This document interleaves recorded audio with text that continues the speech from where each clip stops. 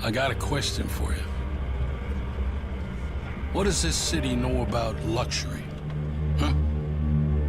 What does a town that's been to hell and back know about the finer things in life? Well, I'll tell you. More than most. You see, it's the hottest fires that make the hardest steel. Add hard work and conviction, and the know-how that runs generations deep in every last one of us. That's who we are. That's our story. Now, it's probably not the one you've been reading in papers. The one being written by folks who've never even been here and don't know what we're capable of. Because when it comes to luxury, it's as much about where it's from as who it's for. Now, we're from America, but this isn't New York City, or the Windy City, or Sin City, and we're certainly no one's Emerald City.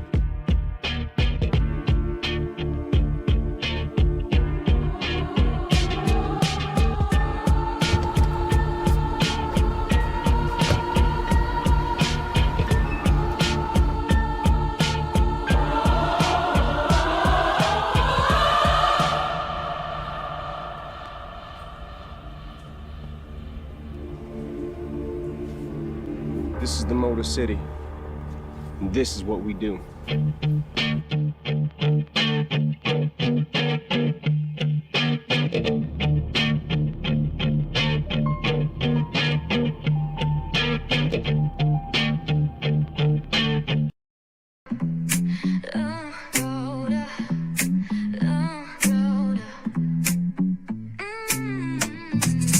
Lights go low, the city goes high.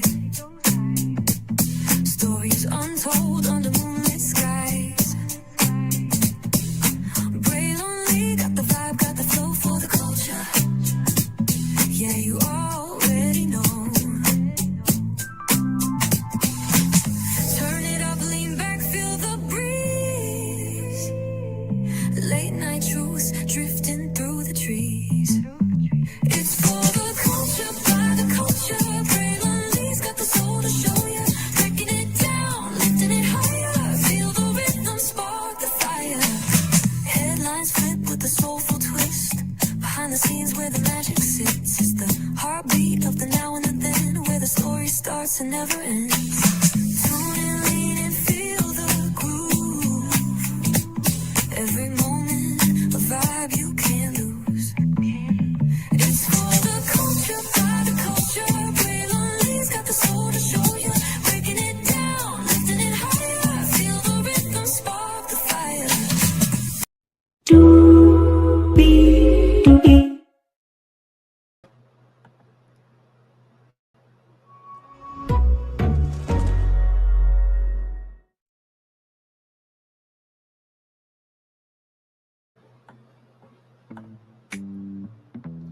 Well, we're back at it again, fam. Good to see you. Good to hear you. Good to embrace you all. Hey, welcome in now, Gigi. I know what you were thinking. Wait a minute. First of all, where did that intro come from? Not the Listen, Detroit it one, was the fire. Chrysler. Let me The tell other you. That was amazing. Yes. Disney. Yes. I love it. Thank you. Absolutely. That was just great. a little bit of the song. The whole song is on the YouTube channel. But I'll send you. Actually, you know what? Let me go ahead and do that live now, so you can listen. That was great. I love that. What a wonderful intro, especially for this new season of Ready to Love. We are in the Motor City. We are in Detroit, the Midwest. Finally bringing it,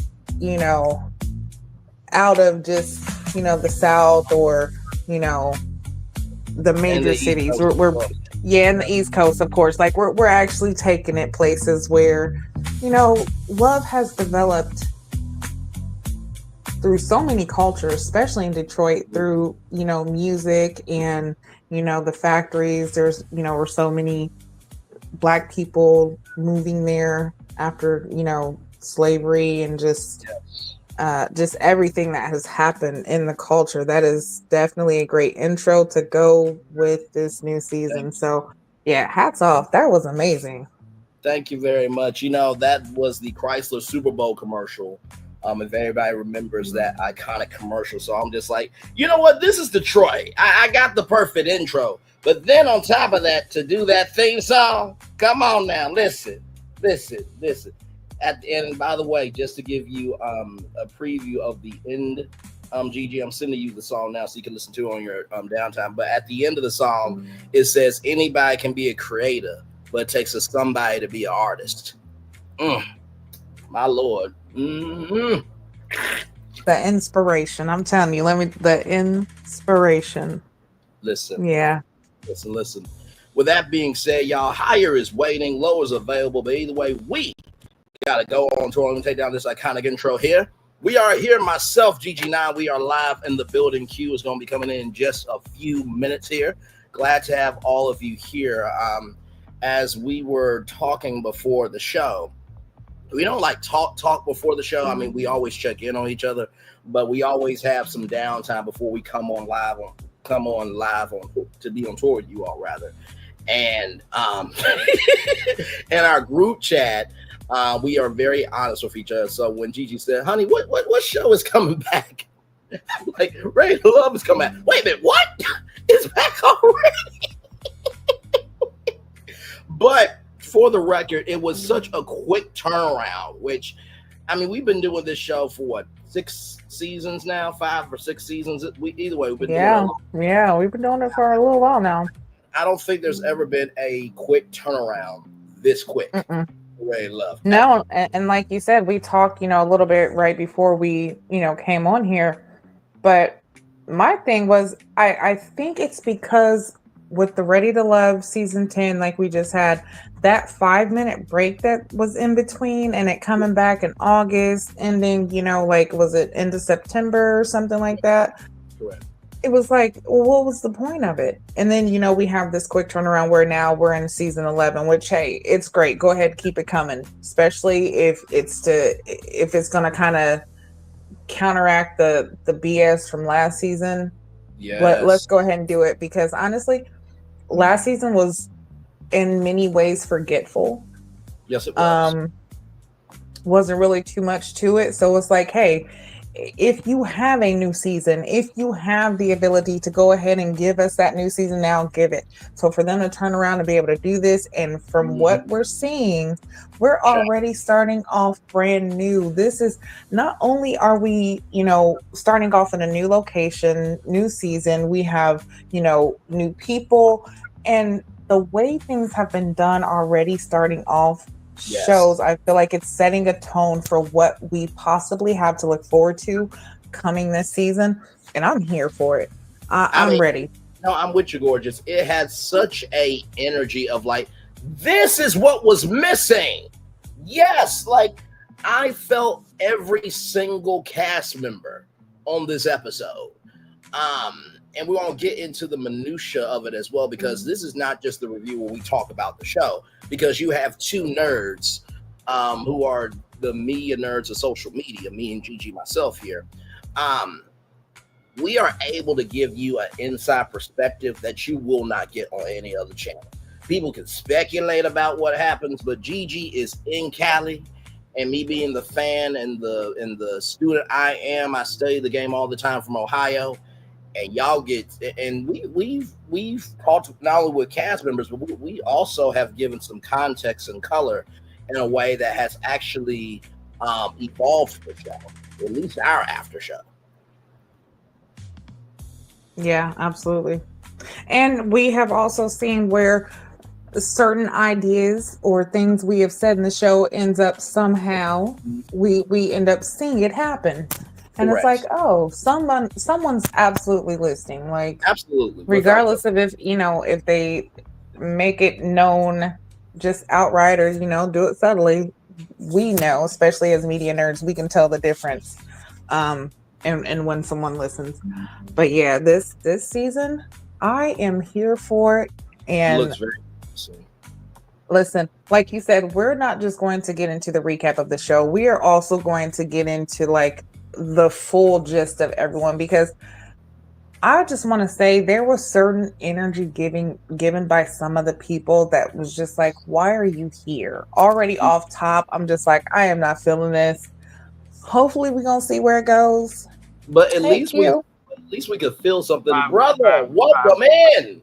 We five back minutes. Yeah, in the How are you? we have more energy in this first episode than what we had all of last season. I'm sorry. Like, we're starting Totally out agree. good. Totally agree. Wait, say that one more time. I said I totally agree. I totally agree with Gigi. Yes, Great. indeed. Great No, energy. no, go ahead. I'm sorry, brother. I'm sorry. Yeah. Where we at, bro? Where we at, lady? Well, absolutely. It's great to have you in, Q. And like I said, we literally just got started. And let me just say this. I know the Motor City is for, cars.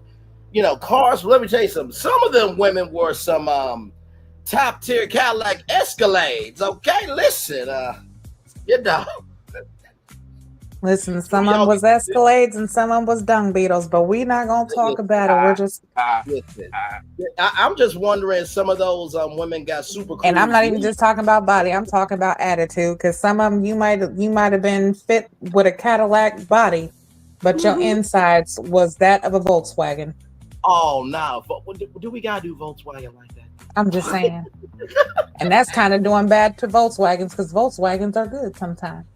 But I'm saying some of them attitudes, honey.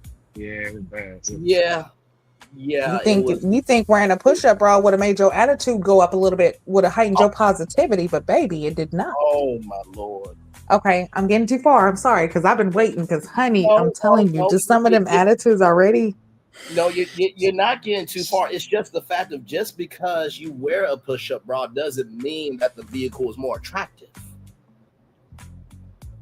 Sometimes you for a basic model and you try to come out with premium features, but when we take the test drive, soulfully, we're like, oh, this was just a dressed up basic model. Listen, the premium is over there. But I'm not gonna lie. I'm not gonna lie. You got certain situations where certain people could dress up a Honda Accord and look better than Porsche. Mm-hmm. You know what I mean? So some people might not be working with as much, but who they are as a person speaks a lot. You know what I mean? And I think you got a couple sprinkles on this show, but I hope that Detroit is not expressed to the people, because, you got a couple guys as bosses, you know what I mean? And you got a couple guys who are just regular guys. And I like the mix in between as far as women the same way too. You know what I'm saying? But the great thing about it is we're gonna really see who's ready to love in this show. You know what I'm saying? Oh yeah. I'm on this show, the first week. One thing that I'm glad Tommy brought back was bringing everybody in on the first episode. Yes. That was tough. No, I fully agree with you, because didn't we talk about that, y'all? Where I know I brought up like the golden jar of, decision making or something to that degree, where everybody is there for the elimination.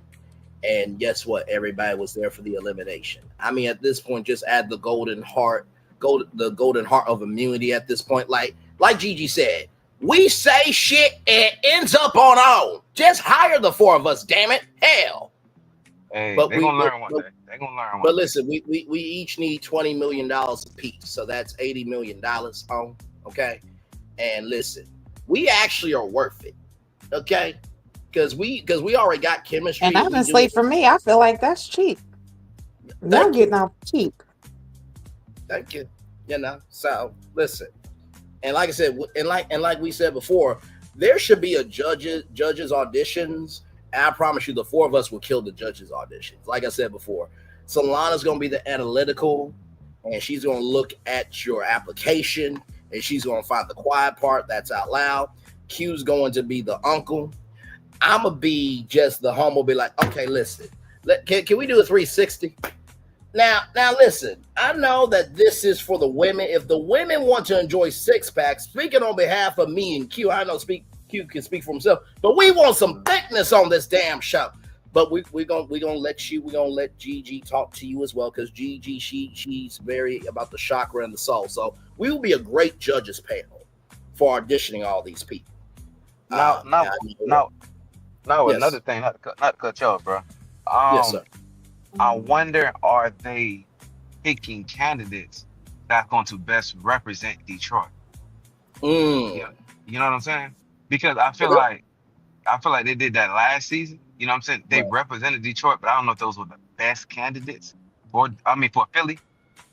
I don't know if they were Right. the best candidates for Philly, but I feel like they represented Philly. You know what I'm saying? You really got a vibe of the city through the people. Now Yes. I wonder if it's gonna be the same thing this show as well. I mean, there I was feel some like heavy. with this one, it might be a little bit different or better just because, like, Detroit, even though it's big, it's still like a small, like, Yes. everybody kind of still knows everybody. It's still a little, you know what I'm familiar. So I feel like there's more opportunity for it to be like, you know, like for it to be more personal. Like I feel like they can actually, like the people, like some of the people there, like the one girl, she, you know, she's a celebrity stylist. The other one, he's, you know, in real estate. Another one owns a lot of businesses out there. So I feel like, you know, maybe the city might be familiar with some of these people. Because Yeah. one girl, she was like, hey, you know, I remember seeing her only at, you know, certain events and stuff like that. So it's good to see her here. So I feel like that's something that Detroit is bringing too, is that is, even though it has big city vibes, it's still a smaller, intimate setting Absolutely. in a way. Absolutely. So, with that being said, let's do what the hell we do best.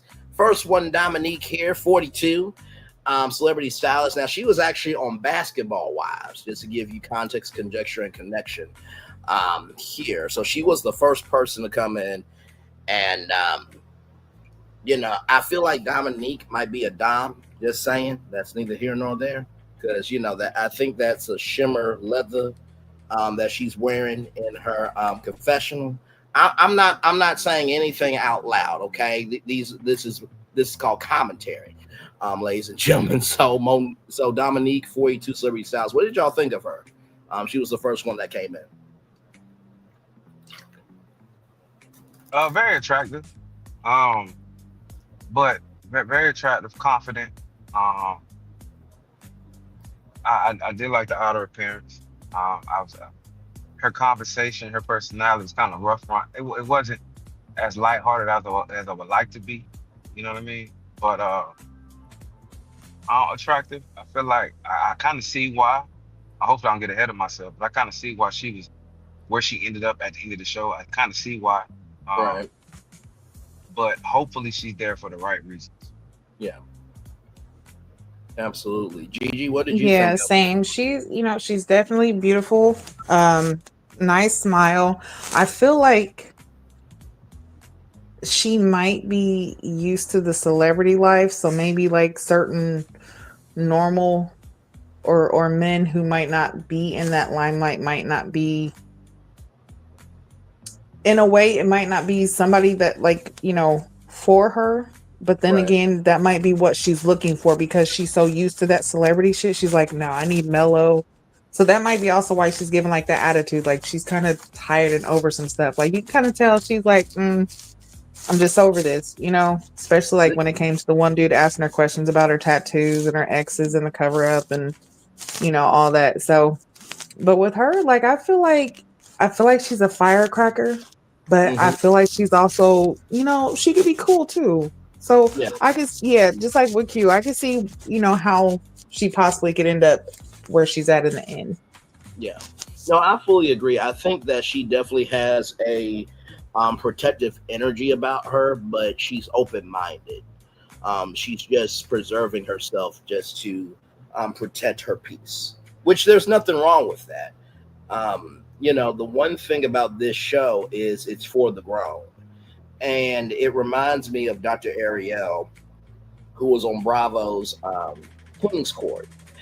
And the reason why I bring up King's Court was because it was Thaddeus, it was Carlos, and it was Tyson.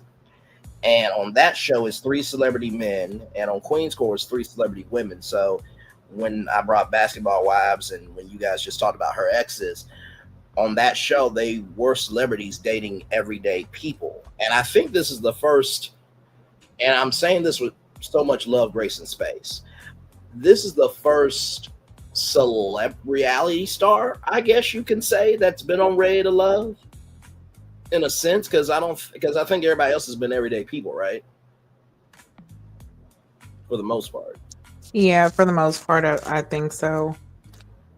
Believe it or not, I don't know, like the earlier seasons. My bad, Q. Like I didn't watch the earlier seasons, but from the ones that I know that we've covered so far, I think like she might be the or no. Well, Kiara was the Dallas cheerleader, so I guess in a sense that's kind of on celebrity level. But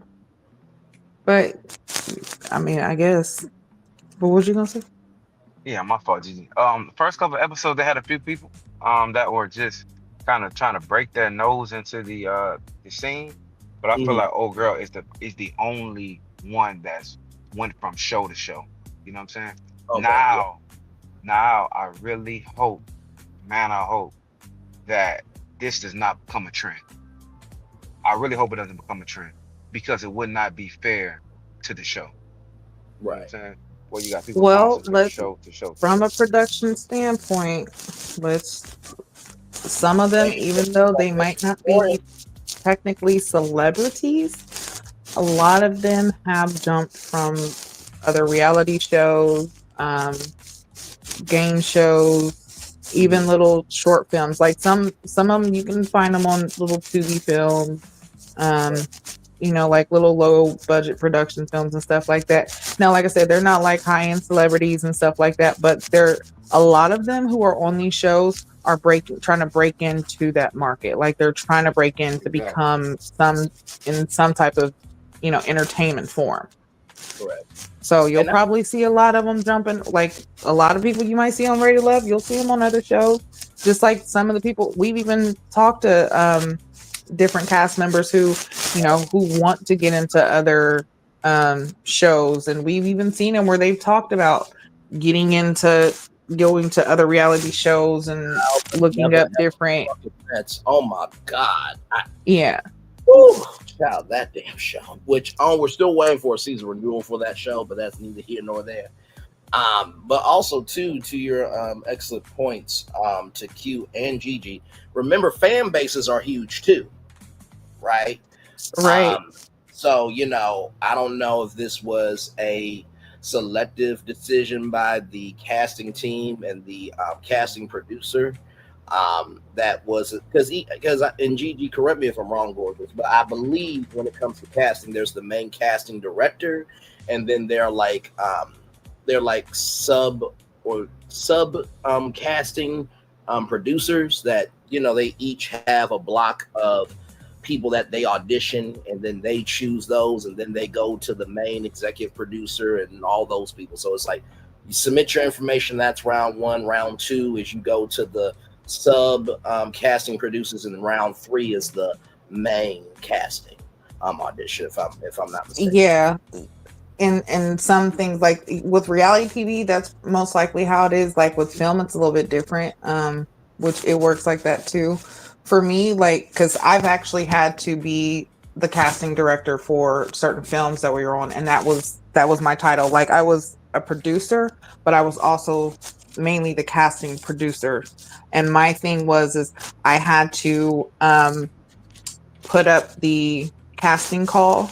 So put up, for the audition, let you know what I'm looking for, the person, the gender, the age, what lines to read, when the audition is, and then have people, you could either email me, text, or do in live audition, but actually come and read lines. And a lot of times, like a lot of the people, they would already have little short reels of different things that they've already done, different readings that they've done, different films that they've probably worked on, commercials that they've auditioned for, like whatever it is that shows that their versatility or shows what they can do.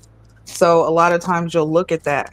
But with casting, like when it comes to filming, there's so many things that will eliminate you quickly. Like sometimes if a person says, okay, well, for this, we want a person who is 5'7", 20 years old, looks like this, and you can come in and have all that, but you have brown highlights and they wanted someone who's a complete blonde. Oh, you're eliminated. You come in and the shoes that you're wearing makes you walk a certain way. That's not the walk they want. You're eliminated. So with reality TV, it's a little bit different. I would think that they would probably do it possibly like that too, where there's a main person who's just forecasting to make it easier. Like, Right. listen, they give the casting producer, this is the criteria we're looking for. This is, you already know, we've done this 11 seasons, so you pretty much know what we're looking for. This is what your job is. And you go find that so Correct. that it kind of takes less time. Absolutely. But I mean, yeah, it could definitely be done differently. I know, especially during like COVID, everything was through Zoom. Like Right. there were no in-person auditions or anything like that. So casting changed a lot, and some people still haven't even gotten out of that. A lot of people still do it through Zoom. So yeah, it's a little bit different now. Yeah. But yeah, definitely. I feel like if we were the judges of some casting, I think we would have some love connections off top, and it might not be a show. Right. I Right. Wait a minute. I seen how y'all walked in looking all cute in each other's eyes. Come over here. I see y'all. I see the love blossoming. I ain't I lying. see it. Oh, wait a minute. Oh, I see how you was looking at her chest when it was bouncing. Come over here. Come over Well, here. first of So I all, gotta- G, I can't help that I have eyes that can see and glasses that magnify the blessings in front of me. Now, I know you're very territorial over, me being a media nerd, you being a media nerd, but I'm attracted to intelligence, and she's just throwing down media knowledge, and the dress is filling out, so I'll probably have to produce something with her later on this evening.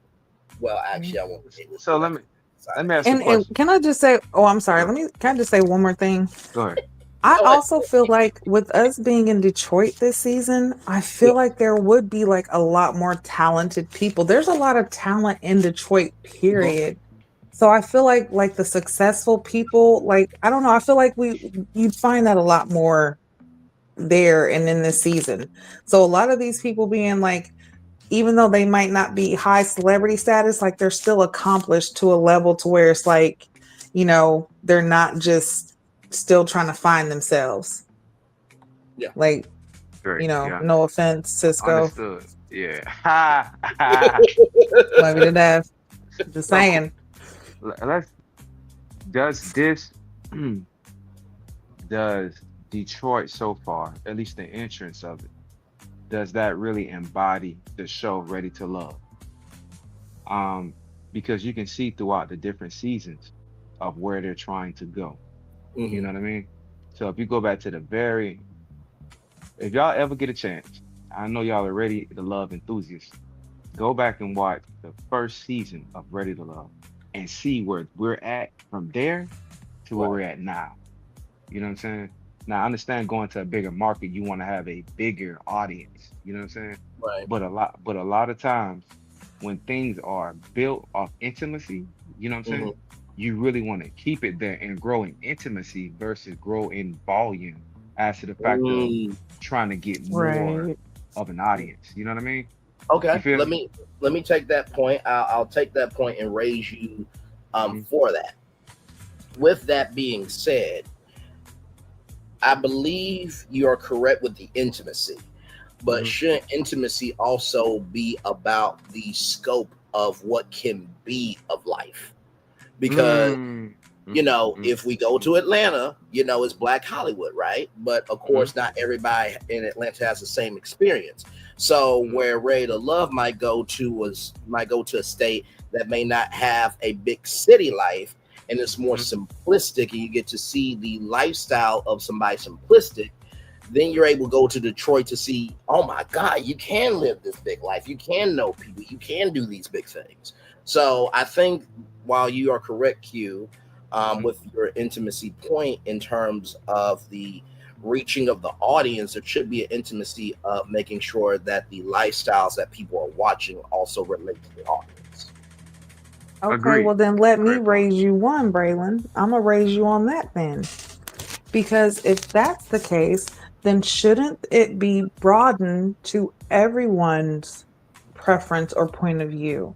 Because love isn't just, it's not just black and white, and it's not just black, and Right. it's not just male and female anymore. Like shouldn't it be open to the viewers?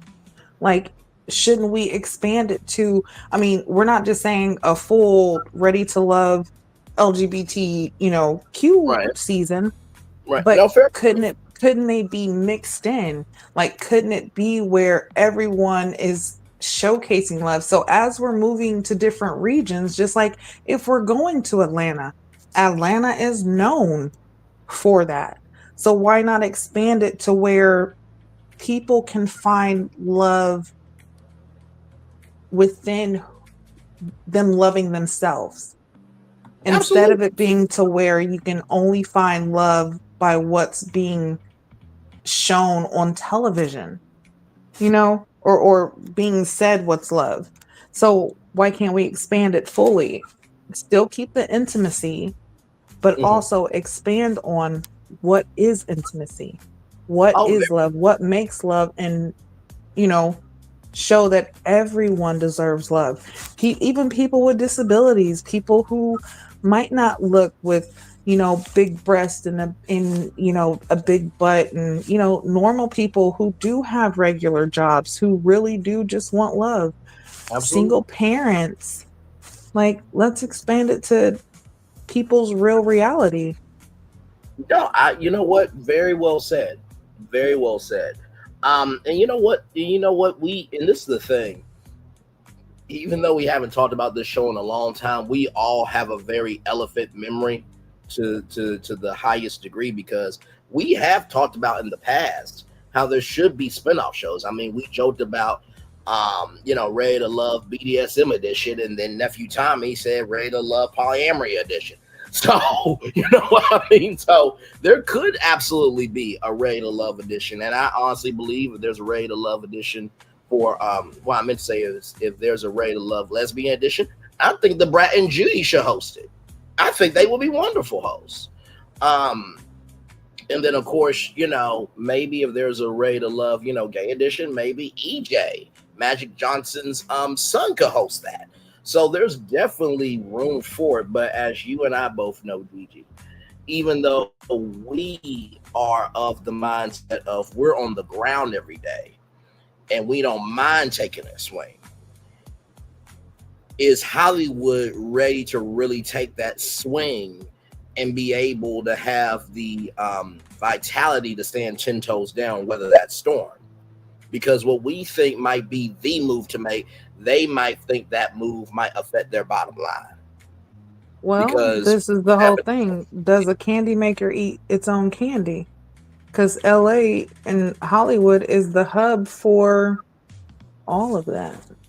right, They create a lot of you know, the ins and Uh, outs of one society, especially what we see in film, what we see on television, what is decided as normal and not normal or whatever. right, But one thing about it, um, one thing that makes this show so successful, you know what I'm saying, throughout the years, is his host, Tommy Miles, mm-hmm, and Tommy Miles' success in his marriage. You know what I mean? Not saying that they're perfect, but they've been together for so many years, and it kind of give the applicants or the cast something to model or wanting, something of that magnitude, wanting marriage, wanting long lasting connection. You know what I'm mm-hmm. saying? So if we go outside the realm of what we've known, can we find successful people in, in other uh styles, in other Sure. relationship styles? Hopefully I'm saying it right. No, you absolutely are. And Gigi, you are absolutely right of the fact that Hollywood creates that. But let me ask you this. Do you feel like Hollywood is finally reflecting society because they generally understand the assignment? Or are they doing it because if they see other people doing the assignment like me, you, Q, and Solana, that we're being progressive, then they have to do it in order to catch up. Because whenever, like for example, with Universal and Disney, right? The theme park war has been going for a long time. When Universal came out with Dark Universe, Disney World came out with Villains Land. And guess what it looked like? It looked like Disney was just trying to do anything just to keep up. So that would be my question to you. I fully agree with you, Gorgeous, that Hollywood definitely is creating a space for all of this, but I feel like they're creating it just to say, hey, we are seeing you, but that doesn't mean that they are fully about it. They're doing it for show. Oh yeah, they're definitely for show, because even though we see that Hollywood is becoming more progressive when it comes to, film and television, there's still a standoff with it. They're still not fully open to completely letting go and opening up and giving writers creative control and actually being able to produce what is true reality. Right. And that's why a lot of times you will see like the things, that we're talking about on more streaming apps. Exactly. Instead of I was just feature about to say film. that, Gigi. I was just about to say that, Gigi. You'll see a lot of that that's because that's how it happens. It'll go straight to streaming instead of it being a feature film or something that you're going to see that's in box offices and, determines a person's award-winning ability. Because a lot of times in Hollywood, even though that is a behind the scenes thing that happens, even though that happens a lot where, there's a lot of, everybody's heard about the secret parties or the drinks and the different stuff that happens. So, the Me Too movement was real. So a lot of stuff, happens in Hollywood, but are they going to be honest about it? No, of course not. Of course they're not going to, let you know, like, hey, you can come into my house when it's dirty. No, you can only come in when it's clean. Right? So yeah, of course, I feel like with us, because we're more, even though we're not streaming, it's more streaming. We're not mainstream like that.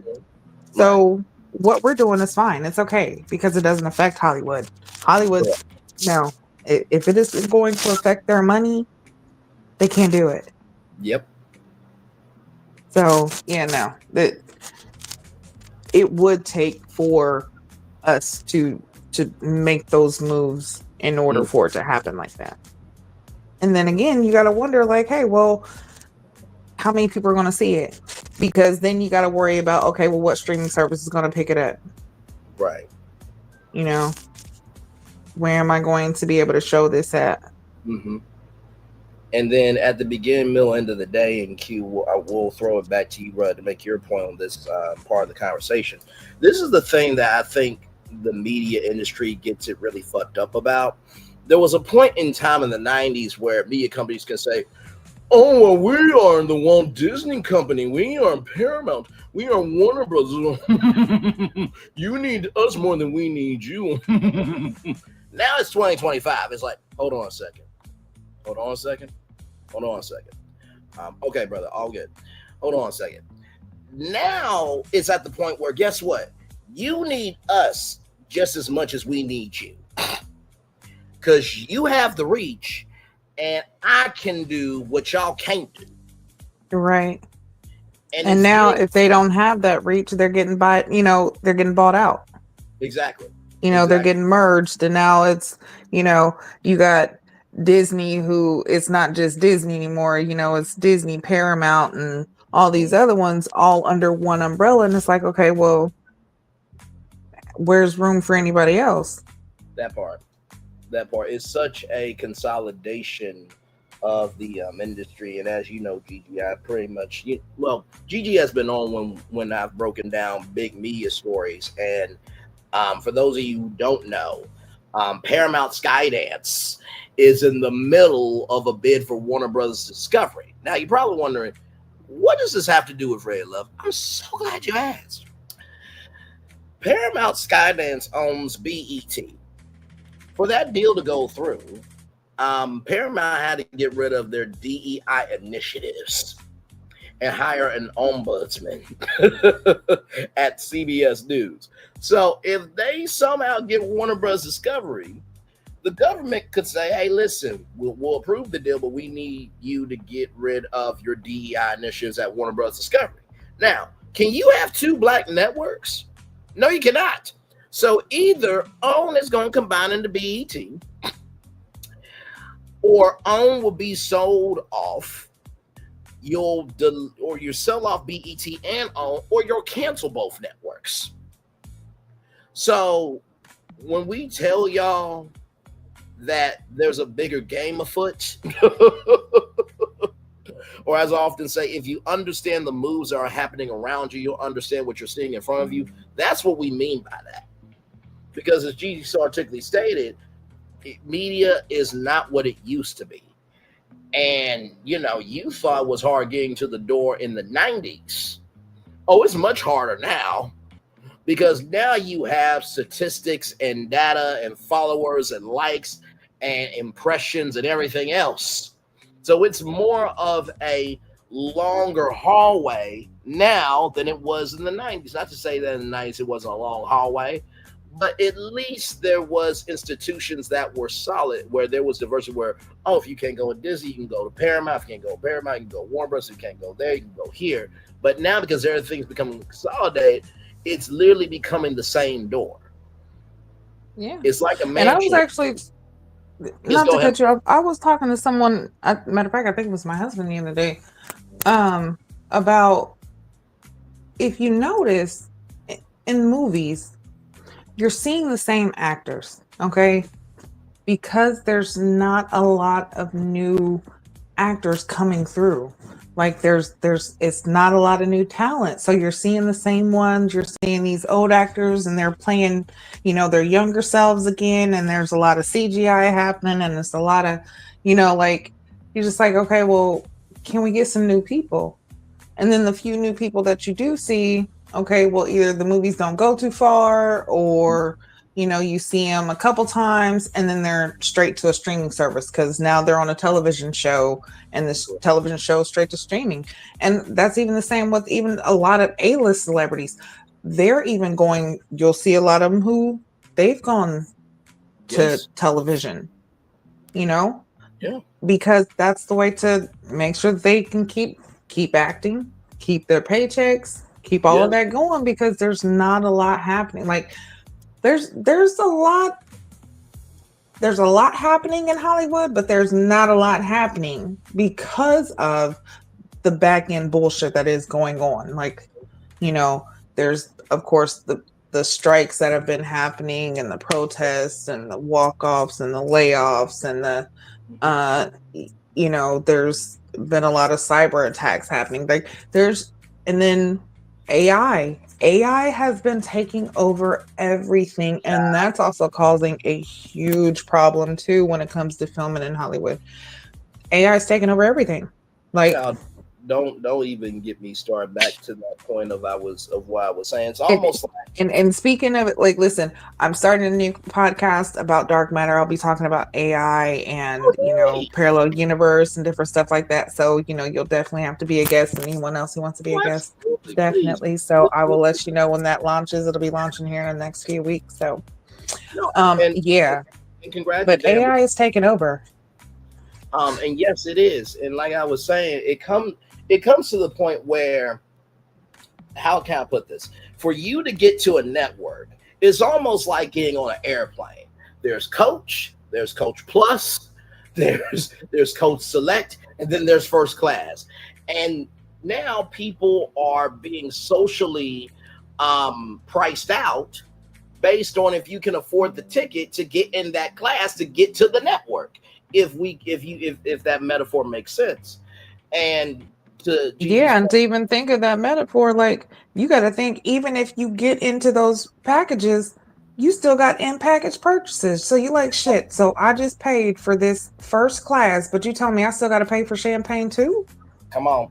Like, okay, so you telling me for this blanket right here, you want me to pay an extra $250 Yes. after I just paid? So yeah, absolutely. That metaphor makes a lot of sense. And And yeah. and with AI is getting so crazy because you have Tilly Norwood, who's an AI actress, where William Morris Endeavor, and by the way, if you don't know who William Morris Endeavor, it used to be two separate talent agencies, but then they came together under a merger. Then you have United Talent Agency, then you have Creative Artists Agency. So you have those agencies and others trying to get an AI actress. Then you have a whole AI movie made by an AI director. You have a whole AI artist, a black AI artist, which by the way, the woman behind it, absolutely fucking stunning. Stunning. I watched an interview with Gayle King and this woman who, and yes, she is my type, ladies and gentlemen. I can't help that God knew what he was doing when he made black women, but that's neither here nor there.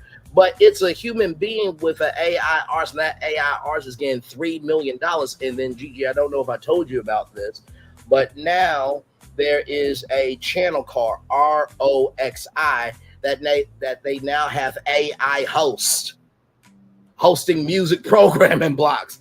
So it's getting crazy to me because I'm just like, what is happening in Hollywood is y'all are utilizing AI as the source instead of a resource. And I keep going back to Charlie and the Chocolate Factory of the Johnny Depp version when Charlie's dad had to come in at the end of the movie to fix the toothpaste machine. Y'all are going to be at the end of that movie very soon, and you're not going to know what to do. You're just not. Can you imagine if Ryan Seacrest, his team, and everybody that worked on Dick Clark's New Year's Rockin' Eve, which by the way, soon as January 1st happens, they begin working that from January 1st to the end of the year. Every year they work on the show year round. Can you imagine, GG, if ABC said, "All right, y'all, you know what? We love Dick Clark, we love Ryan Seacrest, but Dick Clark's New Year's Rockin' Eve is going to be an AI show." Wait, excuse me. So what about the ball drop? Oh, that's going to be AI too. Remember BET's Frida? Yes. Yeah.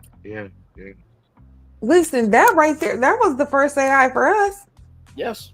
She was a full AI person and was hosting the show, doing interviews, had jokes, had body swag, like what? Like that right there was letting us know what we were looking forward to. But another thing, it's gonna be for the masses to embody that. You know what I'm saying? Are we as human beings going to fully be invested in watching AI TV? You know what I mean? Because reality TV has it, I feel like reality TV gonna be able to stand on its own for forever just because you can actually watch people. Right. Actually watch people. You can relate to reality more than you can relate to almost sci-fi now. You know what I'm saying? So like could it be a Ready to Love AI edition? I'm sorry. What are we doing? An AI fit girl ain't the same as a one with it's not. giblet. Okay, listen. But, as a psychologist from Thickology University, where I got my PhD, and Gigi was professor at one of my classes, damn it, and I had to be reprimanded by the dean a couple of times because some of the assignments went a little bit overboard, ladies and gentlemen. But that's neither here nor there. I got my PhD regardless. Go ahead. Bray, the thing that make a lot of thick women, it's not their voluptuous shape. Yes. It's who they are. You know what I'm saying? When women, also men, embrace who they are, some people might look at it as a flaw, and some people look at it as the most beautiful thing in the world. But when people embrace who they are and they walk confident and they know, like even Janelle was a thick woman, you know what I'm saying? Yes, but outside of, you know what I'm saying, what she came with, you know what I'm saying, before we seen that side of her, you was like, okay, she's dope. You know what I'm saying? She's confident who she is, you know what I'm saying? But outside of the side that we seen was kind of a little bit upsetting. But a lot of times, like Jill Scott, you know what I'm saying? Like, these women right here really embody, you know what I'm saying, that, you know what I'm saying? It's beautiful to see, you know what I'm saying? Absolutely. So There it is there with Dominique and the intro to Ray Love. Now we got Bello, um, real estate broker, smooth brother. The beard game is bearding, good sir. I will have to give you that. So I did. I think it could be something. Potentially, he was the second person that came in.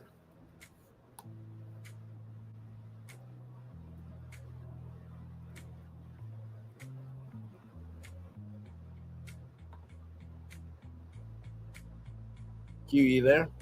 Yeah, I like this swag. He was confident. You know what I'm Yeah, saying? he The was outfit was cool. Um, he came with it. You know what I'm saying? Very smooth, not doing too much. You know what I mean? You can tell he's gonna be a fan favorite. You know what I yes. mean? So I'm liking what I've seen out of him. Yes, absolutely. Same here. And not to mention, he was a very relatable swagger. It wasn't like you could like talk to him. And then we have Child. If Deanna had the donk, Emily got the milk factory. Okay, listen.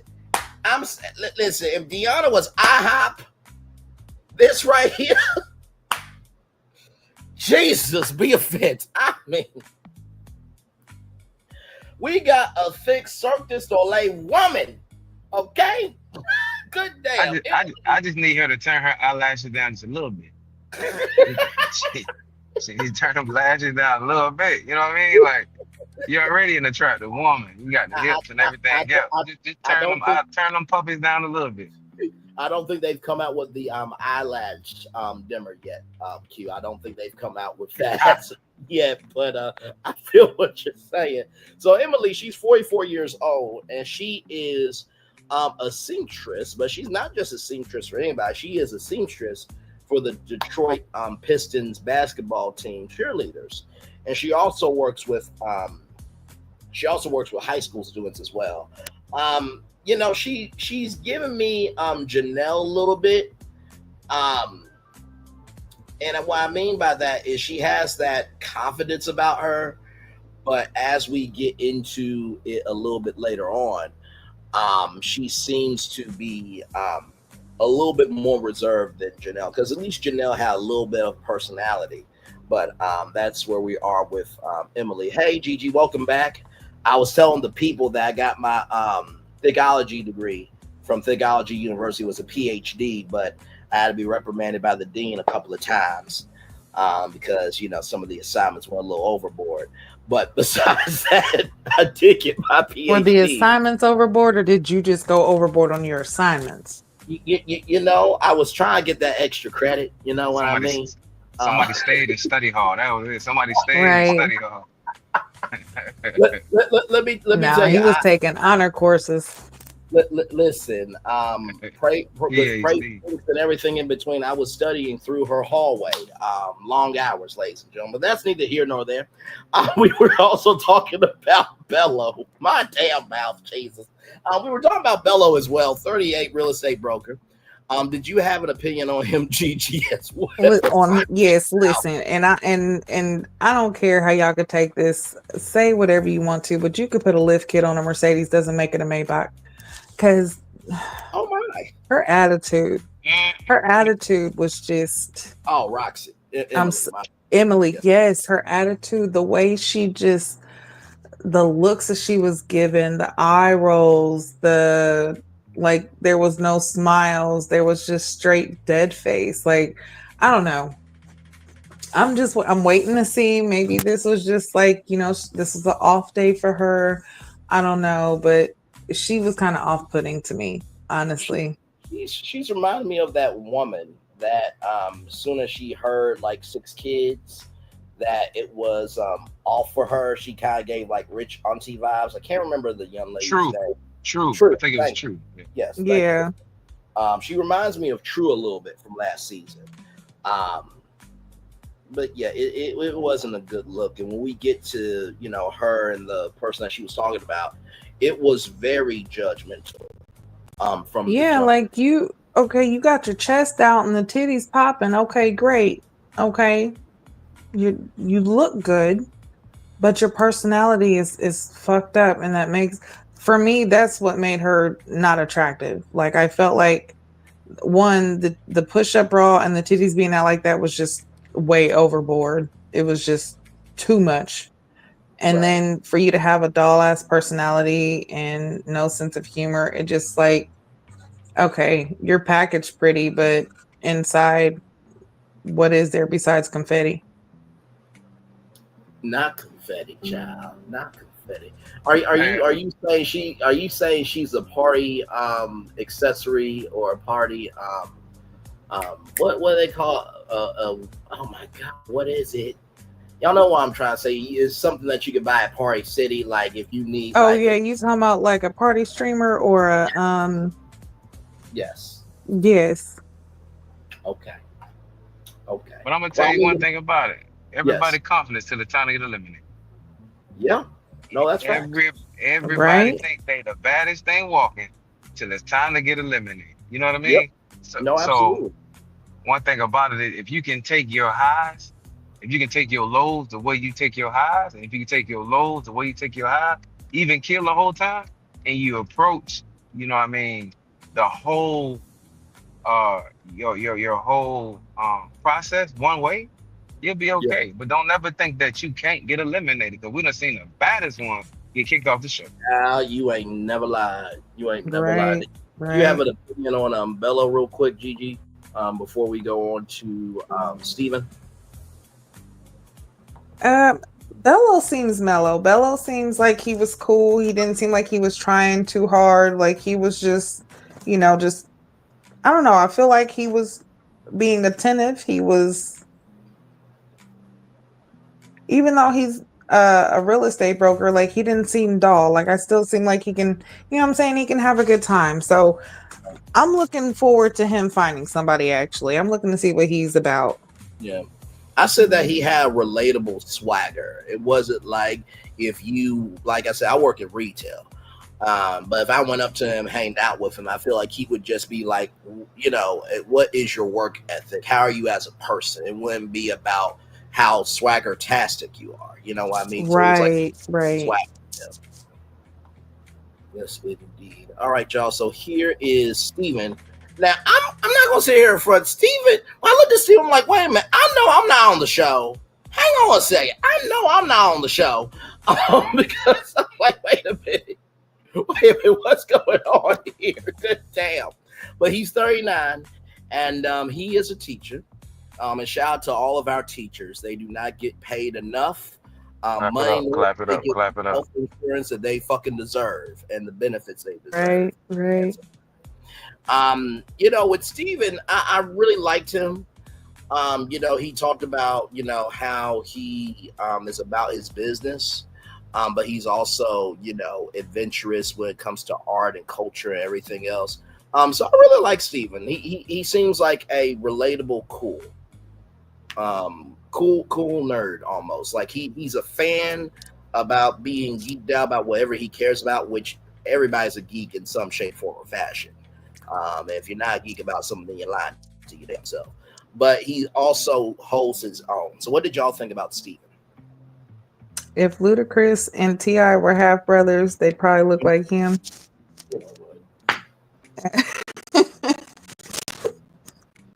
You know what? We won't let him live his life. Hey. No, but he was a cool dude too. Yeah, cool. He's definitely a very cool dude. I like the fact that he's into history. That is something that is amazing, especially for Black people to actually find history amazing and to want to learn it and to actually teach other kids about it. And that be something where, he's it's almost time to. Huh? Say that one more time. Would you say, Q?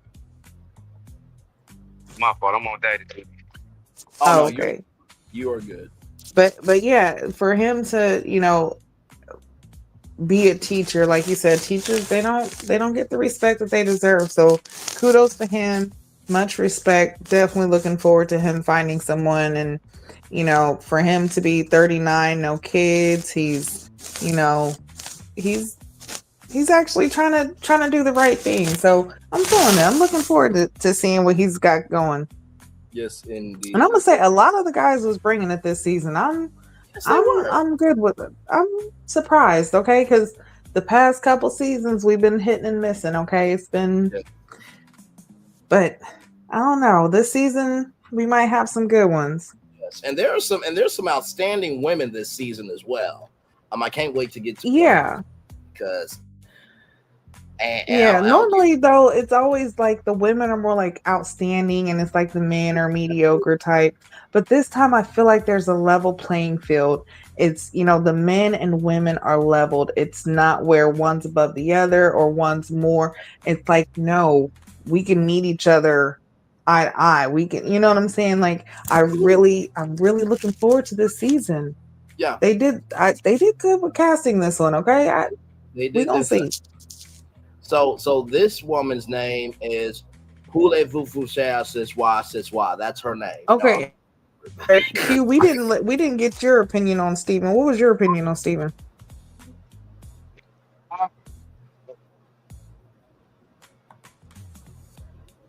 Q, you there, brother? Yeah, I like Steven. I think he's gonna add a real cool dynamic to the show. Very cool dynamic. Just because he's so down to earth. You know what I mean? Yeah. He's a school teacher. So he's gonna be easy to relate to, as far as for the audience to engage. So I think his authenticity is gonna really show. You know what I'm saying? And I like regular people on the show. Yes, absolutely. It goes to show that you don't have to be the biggest known, just as long as you can be honorable in how you move, for sure. Like I said, this woman's name is Voulez-vous faire ce soir. That is her whole name. I'm being sarcastic. Her name is Christina.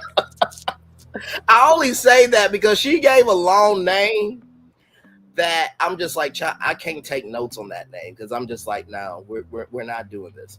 But her name is Stina for short, and she is a singer-songwriter for short. So it looks like she does R&B.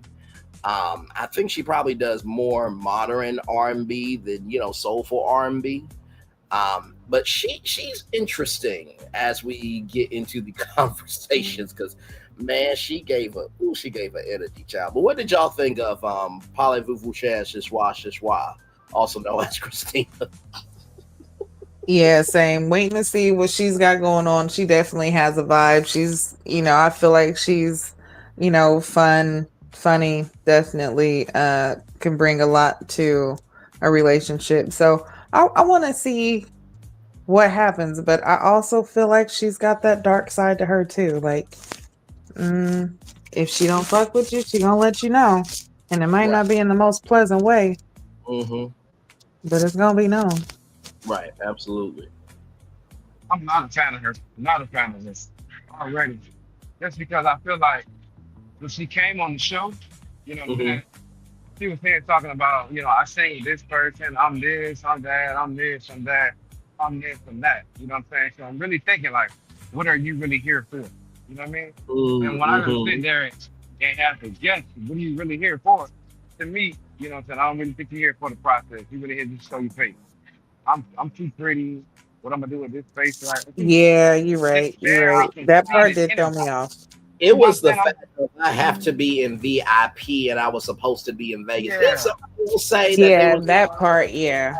Or a couple of years back. You're pretty, you know what I'm saying?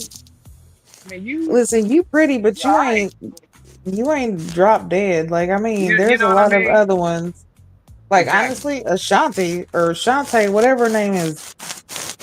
I mean, yeah. But you know what? You are absolutely right. I forgot about that part when she was sitting there. Yeah, you're right. And Gigi, for her mentality to be that at 37, 38 years old, it's just like, you're close to your 40s, going to your 50s. Like, your better years are behind you. You know what I'm saying? So if you sitting there relying on your aesthetics at this age, who and what are you? You know what I mean? And not to mention too, Q, to your point, because when she said that she always has to be VIP, I remember a video where Jill Scott was like, "That's what the fuck I'm talking about." She went to a Beyonce concert, I believe, just to go watch Beyonce. Like a true artist doesn't mind going to a concert just to see a concert because they're about the creativity of it all. So yeah, and she actually doubled down on that. Was like, I can't sit and basically saying she can't sit in the crowd and enjoy the show. She has to be VIP. Like, girl, who are you? Like, your status isn't even VIP level like that. Like, maybe around town people might know you, some other surrounding cities or something like that. But until you've actually made it, don't become, try to make yourself bigger than what you are, because honestly, that's how you will shoot yourself in the foot. Yes. You have that mentality, that entitled mentality, and you just think that you're the best, and you're just not going to settle for this, and this.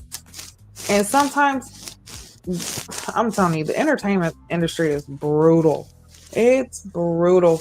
They will knock down every dream you have in a second and make you feel like everything you thought and worked hard for was worthless and pointless.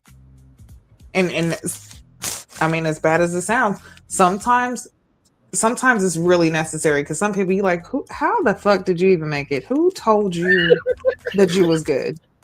Where, you know what? This is why we have American Idol, and this is why they have us laugh at y'all, because this shit is, who told you this? Who? But you know, to that point, Gorgeous. Remember when people were like, "Oh my God, why is Simon Cowell mean?" And what you heard from contestants later on down the line. Now, some contestants could not stand Simon, still can't stand Simon to this day, but hopefully they let it go because it's been years now. But what some contestants did say was, Simon was right about me.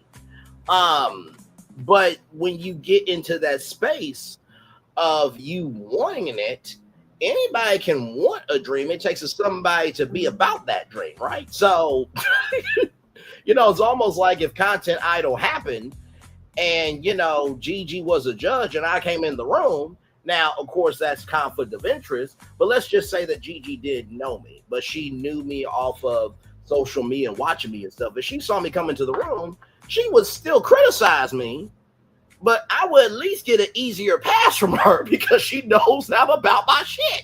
So sometimes in Hollywood, you do need those Simon Cowells to be like, why do you exist? I'm not being mean to your mama, but did your mama ever tell you? Listen, the best way I can put this is, confidence is key, but conceit is killer. Woo! Let the church say amen. Okay, so you can have all the confidence. Confidence is great to have, but when you become conceited, that right there is what's going to knock you down. That conceit. Stay confident, stay positive, but also stay humble. Yes. But she definitely, I don't feel like that just showed she definitely is not humble.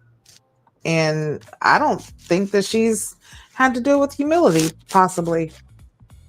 And this show will definitely see the humility out of you, child. If nothing else. Oh, yeah. Whew, man, why do I feel like she might be like that one lady? Who was it? Rose, that she felt like Hussein took away her joy when it was up to when she had her own autonomy in the journey. I don't know why I have those vibes about Christina, but that's just what it's giving me. But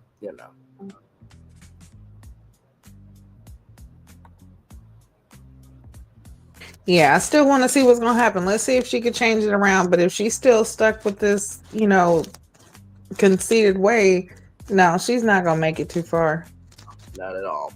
So then we have Devon. He is 38, a university project manager at the University of Michigan. And, I think he's about his business. I just didn't really get a big read on him. Now, I will say this. In one of the conversations, I think it was Emily, she said that he was doing too much with his hands and stuff like that. And then Dominique talked about his fashion choices. he wore dress pants and a button-up shirt. And not to mention too, like, I'm sorry, I'm just gonna be real to Dominique and to Emily. If y'all had it together, why are y'all on national TV trying to find love? Hand gestures? Gigi, how many times have you seen me on Virtual Tour Live? Quite a few. Do I not use hand gestures while I'm explaining stuff sometimes? Yeah. But does that make me less than a man? No. Thank you. Like, come on now. Like, damn. But I couldn't get a big read on, but I felt like those two things were a little. And then the Ashley girl, I think her name was saying how his voice was the same one who's talking about his hand gestures was saying how his voice was girly or something like that. Yeah. I mean, I didn't hear it whenever he was talking. No. And the hand gestures that he was doing didn't seem like they were like, too big of a deal. No. Now, would I say that he might not have been the most entertaining or could have been a little bit on the boring side? Yeah. I could understand if they said like, hey, he's just not my type because, conversation just wasn't going anywhere, or, he just didn't seem too interesting. Whatever, fine. Like, that all makes sense. But yeah, the hand gestures, like, and then his talking about he looked like he was coming to church or going to Bible study, whatever she said, like, that was just too much.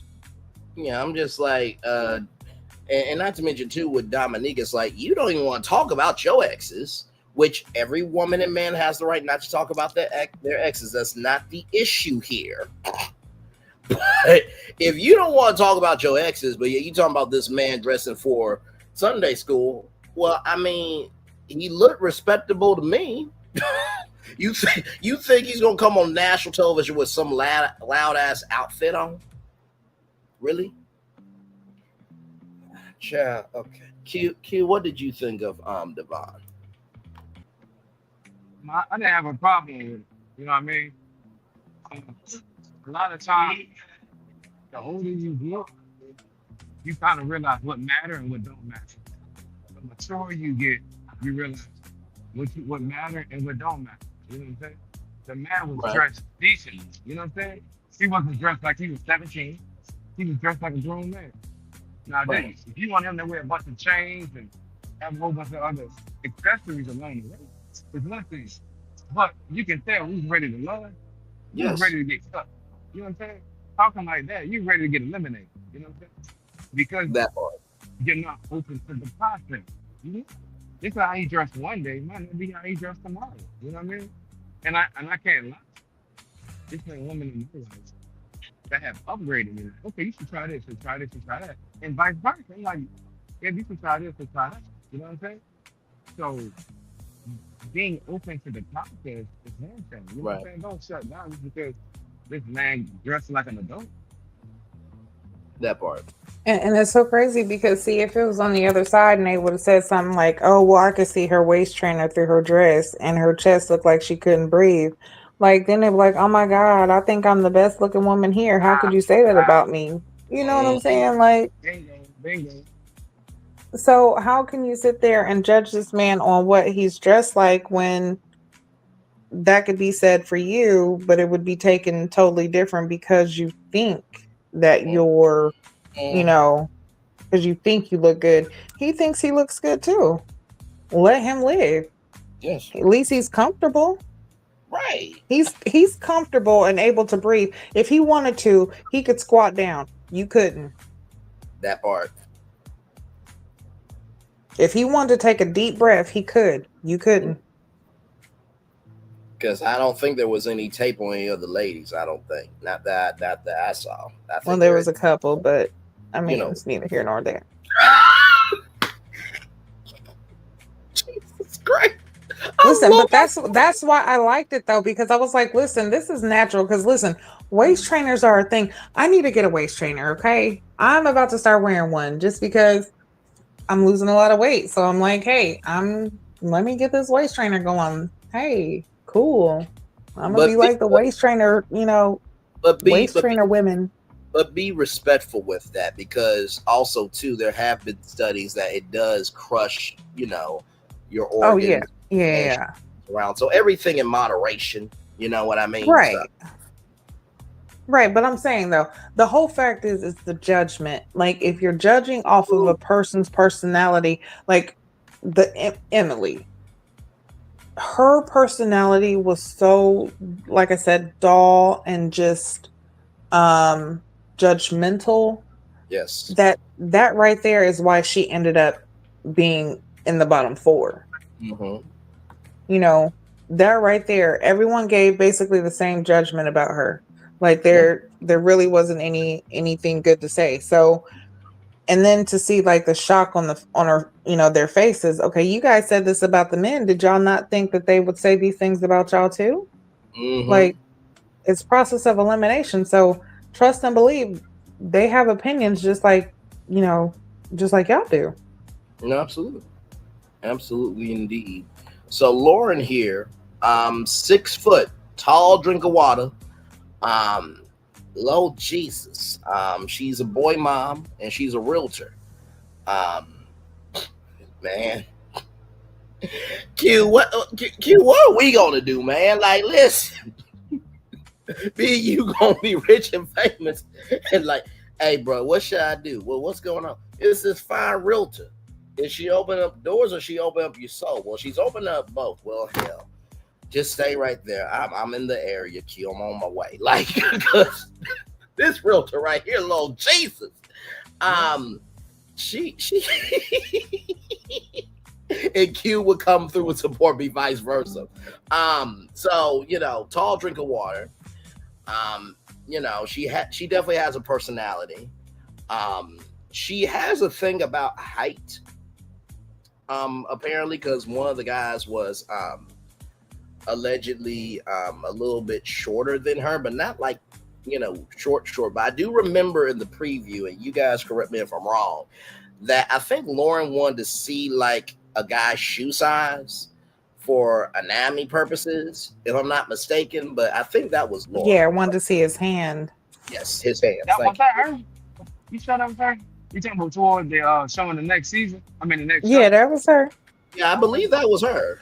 Yeah, because she's the same one who was talking about how she wants to know basically your anatomy because she wants to know if it's gonna fit. She says she don't want no Escalade, but she also, she don't want no minivan either. Yeah, she doesn't like sedans. Yeah, so But she says she needs to know. the thing about it is for her, um, she coming there 6 foot, 3 kids. You know what I'm saying? So a lot of times guys are more open to Hmm. women's height, no matter what size shape. You know what I'm saying? Guys are a little more open. But her being as tall as she is, um, a short king might be for her. If she's open to the process. You never know. Right. Short king got might got what she needs. You know what I'm saying? So she needs to be a little more open to the process. You know what I'm saying? Because if not, she's gonna find herself on the other side of the board. No, I fully agree with you, bro. I think that I don't think that she's a bad personality on the show. I think she just wants what she wants, and maybe she just hasn't been able to find it. So maybe this process is forcing her to kind of break that wish list. Maybe that's kind of what I'm thinking. I'm a little bit with her. Then we have Ashley, who's a personal trainer. Ashley, she's a little something something. My lord, personality wise, and she is a personal trainer. She has her own gym and she does body sculpting. um I'm sure that will probably be a date later on this season. But I'm definitely a firecracker for sure, and very gorgeous as well. Let's see another one. I'm saying that's open to the process. First thing comes to my mind is I need somebody with money. I need this. I need that. You know what I mean? Hmm. So you gotta really be open to the process. Right. I'm trying to say, if you knew, if you If if what you wanted was out there, you would already have had it. That part. You wouldn't even be on the show. If that was the case. You know what I mean? If that No, was the fully case. agree. Yeah. You Yeah, know, that's true. I agree with that. Like I think she's open to the process of finding love on a reality show, not necessarily the true process of finding love. mm-hmm. Because I also think in a lot of ways, like some of these people, even if it's not necessarily to find love on the show, is to put themselves out there to find love regardless. Correct. This right here is bigger than putting yourself out there just on the internet, just going through a dating site. Because dating site might be limited to your area. Or even if you expand it to somewhere else, it still might not reach as many people. But being on television, you get to look your best, people get to see you, they get to kind of see what kind of personality you have and form an opinion. You join fans. Next, you're semi-famous. People are wanting you more. So this is also another form of dating. Even though you're not there to find your person on the show, you're still there to find a person in the process of getting yourself out there. Absolutely. Without question. You're right, because there have been times where after it's all said and done, your DM blow up, depending on how you move. But it also depends on if you drunk Combav coffee throughout the season or not. With Combav creamer in it. Yeah, Sugar, but that's here or there. Go ahead. Because some of them, a lot of them, they start with no followers, nothing. Yes. Next, they come on the show, they have followers, they got, channels. Now they're venturing out and doing stuff they wasn't doing before. So, I mean, yeah, it's just another opportunity of networking. Yeah. exactly. But another thing that it does is it really shows you. You know what I mean? It really does. If you really Yes. take the process serious, I'm pretty sure you can gain something from it. You know what I mean? Um, as far as in your love life as well, you gotta take the process serious, even though it's benefits that come from the show. But Mm-hmm. make sure that you're there for the right reason, and also you can benefit from it. But just lead with your best foot forward, and be open to the process. You know? Yeah. No, absolutely, fully agreed. And then we have Darius here, 40 years old, exotic car owner, and also banquet hall owner. So I am sure, Gigi, I'm saying this very sarcastically, I'm sure Will Packer and Nephew Tom was like, hey, listen, can we use your banquet hall for some date scenes for some for this season? Right. We got a budget, but since you own a banquet hall, you know what I'm saying, we'll give you a good edit. All right. We'll definitely look out. Yeah. I'm being facetious when I say that, but at this point, 2025, with so much in budgets being cut, y'all, that could legitimately happen. Absolutely. Yeah, with him, like he said, he's the king of the city. Everybody knows him and calls him the king. Okay. Sound like Red. Sound like Red. I was thinking that for more events, but yeah, good point. But yeah, he just, I don't know. Something about him just seems. But if you the king of the city and you own a dating show, is it really that hard to find him? With all the, with everything that you feel like you are, and you on a dating show. You know what I'm saying? So that's hold up. So everything that you have and who you are is not good enough to find somebody, and you know it's the king in the city. Right. Man, let's be real. No, fair point. Very fair point. So then we get to this part. This is where Nephew Tommy comes in. This one right here. Oh my! I cannot wait till we get to her, because she beat a fucking fence around me every day. But this is where Nephew Tommy is talking to all the people. And this brother right here, he has something that I don't think we've ever seen on Ready to Love. I think he has vitiligo, y'all.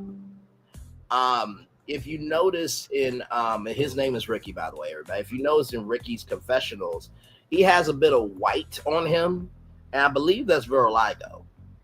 I could be wrong, but I believe that's what it is. I don't think we've ever Yeah, seen that's it what it already. looks like.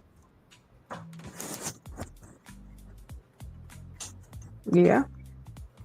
So I thought that was very big to showcase, like we talked about the Hmm. of people dating. I mean, Winnie Harlow, one of the biggest vitiligo models in the world. You know what I mean? So this was the first half here, and here's the second half here. Now, nephew Tommy said we're doing it old school, and we're having all the singles there. And Q, I'm in full agreement with you. I loved this because it set the competition off right then and there. Um, and not to mention too, like we talked about, that's happening a little bit later. Because remember when I talked about the golden jar and how each week the women and men can keep power and stuff, but everybody has to vote, with their vote and put it in the jar, and then everybody sees the elimination in front of them. That kind of happened with nephew Tommy a little bit, because nephew Tommy goes around and will tell you the choices here that got up for elimination. Maybe not, but we'll get to that. But nephew Tommy talked to all of them, the men and the women. So what did y'all think of this opening shot of nephew Tommy having all 20 singles there this season instead of 10 now?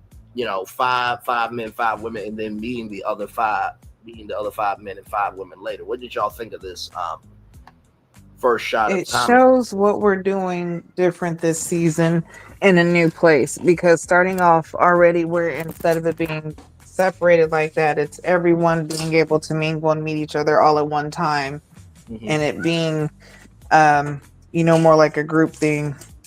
I feel like it shows a lot with the show this season. Yeah. I like it, but I don't love it. Also, I'm glad they brought it back, but on the back end of it, if you're gonna do 20 people, right, it's gonna be hard to put all 20 people on one episode. So I really feel like if they would either extend the first mixer, maybe the whole show this and a little bit of the second show, or let the first show be at least an hour and a half, so you kind of get familiar with all the cast. You know what I'm saying? Because you really just got small snippets of everybody, and some snippets really didn't draw any people, do a lot of people in the justice. You know what I mean? So I Right. really wish that they would either extend it a little longer, or just go the whole first episode in the corner of the next episode. And I think that right there would give everybody a better, it's kind of hard, since the people, a So lot do of you? times, No, go ahead. go I'm ahead, sorry. bro. Go ahead. No, go ahead, Fish, brother. I'll come right after you. A lot of times, what you want to do is, with your audience, you're trying to get the audience connected to casting. And a lot of times when you watch TV, that's why you got favorite players and favorite, influencers and stuff like that, because they're relatable. So you're trying to find somebody that's going to keep you watching the show. You know what I mean? So once we find your key element, what you like on the show, you know what I'm saying? You can now support that person. You know what I mean? And keep tuning in for that person. Yeah. You No, know that. absolutely. So with that being said, good sir, a very articulate point as always you do. Do you feel like, and Gigi, you can chime in on this too, gorgeous. Do you feel like Q and Gigi that maybe it could have been a 2-hour season premiere, because The Bachelor on ABC is 2 hours, but then again they've been on for over 30 seasons, or it should have been a part one, this Friday, and then part two of the mixer next Friday. Agreed. Part one and part two. That'd have been perfect. Oh, You know what I'm saying? Part one and part two. But oh, also, I wonder, not doing a part two, I don't know what other curveballs he's gonna bring, because those are essentially 2 episodes. We'll show you. Let's leave you the length of the show. 10, 12 episodes. Yeah, Not the most. usually it's about 10 to 12, sometimes 13 episodes. Yes. Yeah. So I guess they're gonna be more content with the cast instead of the introduction. You know what I'm saying? So hopefully we get a lot more volume after the fact of Yeah. content, a lot more content, a lot more dates, stuff like that along the way. Right. G, what's your take on Yeah, it definitely could have possibly just been a 2 hour introduction.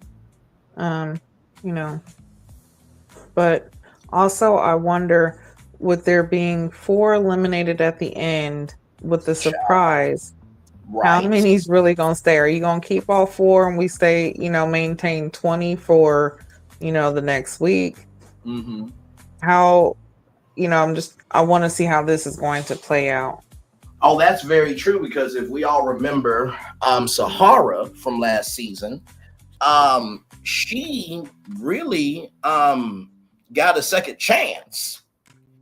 And she was Black Jetta to say, screw all these people that vote for me. And somehow Sahara took that inch and made it a mile. And she turned it around where it was to the point where I had to admit to Q and Gigi that they were right on her. Took a long while, though, ladies and gentlemen. Took a long damn while. But with that being said, to Gigi's point, could this be a second chance for all 4 of them? And then maybe at the end of that episode, maybe it will be only 2 people to leave.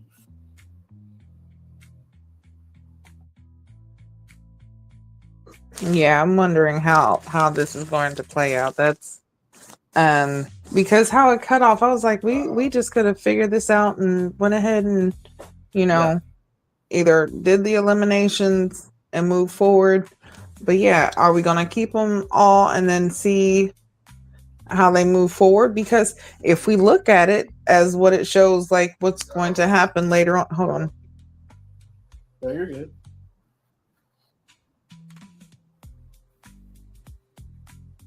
You are fine. Sorry, guys. I know you're good. You're good. But no, just seeing how we see like what they said's to come in the season. We see Emily and Dominique still in the seasons, and Right. I even think Richie was still there. So most likely, Devon's probably going to go. Unfortunately, wasn't he in the preview of the season? Was that just me? I don't remember really too much seeing him in the preview. Or maybe that was Chris. Yes, I think that was Chris. Okay. Hey, well, one thing about it, shout out to I think this is the first curveball we've seen like this on the first episode. You know what I mean? This is the first curveball we've seen like this on the first episode. So I'm really anxious to know what's going to happen. You know what I mean? We really never seen nothing like this. Yeah, I mean, 4 people. And last season, there really wasn't any curveballs. It didn't seem like it. Besides the fact of Sahara and the other one being able to stay, the first time, but then eventually getting eliminated. But there wasn't really too many curveballs like that that we've seen. Now, the first, couple seasons that we started doing the recaps for, there were quite a few curveballs. He even had had his, the baseball in his hand. Yes. But yeah, so to start off this one and to have a curveball like that, yeah, I'm looking forward to seeing how this is going to play out. No, absolutely. And not to mention, too, one of those curveballs was in the middle of the season, where new people came into the middle of the show. So, like to have 4 people from the jump eliminated potentially was huge. I'm like, wait, am I seeing this episode right? Like, I would think, 1 male and 1 female, which may end up happening for the next episode. And then everybody, pitches for their life. But yeah, that was a huge curveball. And that wasn't even a real curveball. It was just, no, this is what it is. So yes, indeed. So we have Enchante Mademoiselle. That's not her real name. I'm being facetious. But we have Enchante 31, a salon owner and a vegan chef. She is quite interesting because she said that, men say to her, oh, she's cute, she's bubbly, she's this, that, third. And she said, well, it's the sharp tongue rather. I could be a sugar lump, but then I could be a jalapeno pepper. I'm like, oh no, please tell me we're not gonna have Sahara energy with her. Like, you have metaphors that only make sense to you. Did Sahara have a candle line after the show aired and you bought a candle from Sahara? Like, what's going on here? But I'm gonna tell you one thing about it, and that's the blow part about it is statements like that. I know my tongue can be this, or I know my tongue can be that. You know what I'm saying? Being ready to love is one thing. It's about learning to control your emotions. Not saying you gotta be perfect, you know what I'm saying? But a lot of times you don't lead with stuff like that. You know what I'm saying? Yes. So you gotta do a better job of presenting yourself. That don't have to be your lead mantra. Like so evidently your tongue got you where you at right now on the show. You know what I'm saying? Because hopefully, like we can learn, hopefully be in a position where we can learn how to control our tongue so we can get the best outcome. You know what I'm saying? So let's do what we gotta do so we can be put in that situation. Yeah. No, absolutely. But that also goes into, what I've actually talked about before is sometimes it just takes being in the right relationship. Because even though she might, have a mouth on her and it might be, lethal, sometimes it takes the right person to control that attitude. Because what she thinks that mouth can do, there's somebody else whose mouth is worse or knows how to control that shit. You ain't never lied. And sometimes when you find your person, some of that shit, like even certain issues you had, your depression might go away, high blood pressure that went down, you don't have, your hair's growing back, nails growing long,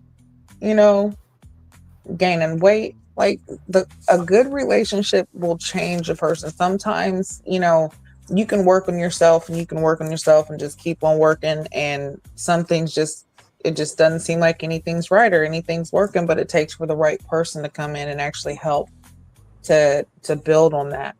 So what she's feeling like is, something bad right now. It just takes the right person that can actually deal with it.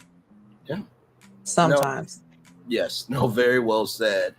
And for some of the other dates, y'all, so Nicole is 35 and is a lecturer and university lecturer, and she has a crush on Ed. Now, here's how crazy that situation is, right? Nicole and Ed actually went to college together, and she had a crush on Ed. And it seemed like Ed was feeling something for her. Then we had Vince, 42, service technician, and he is about his lightheartedness and comedy.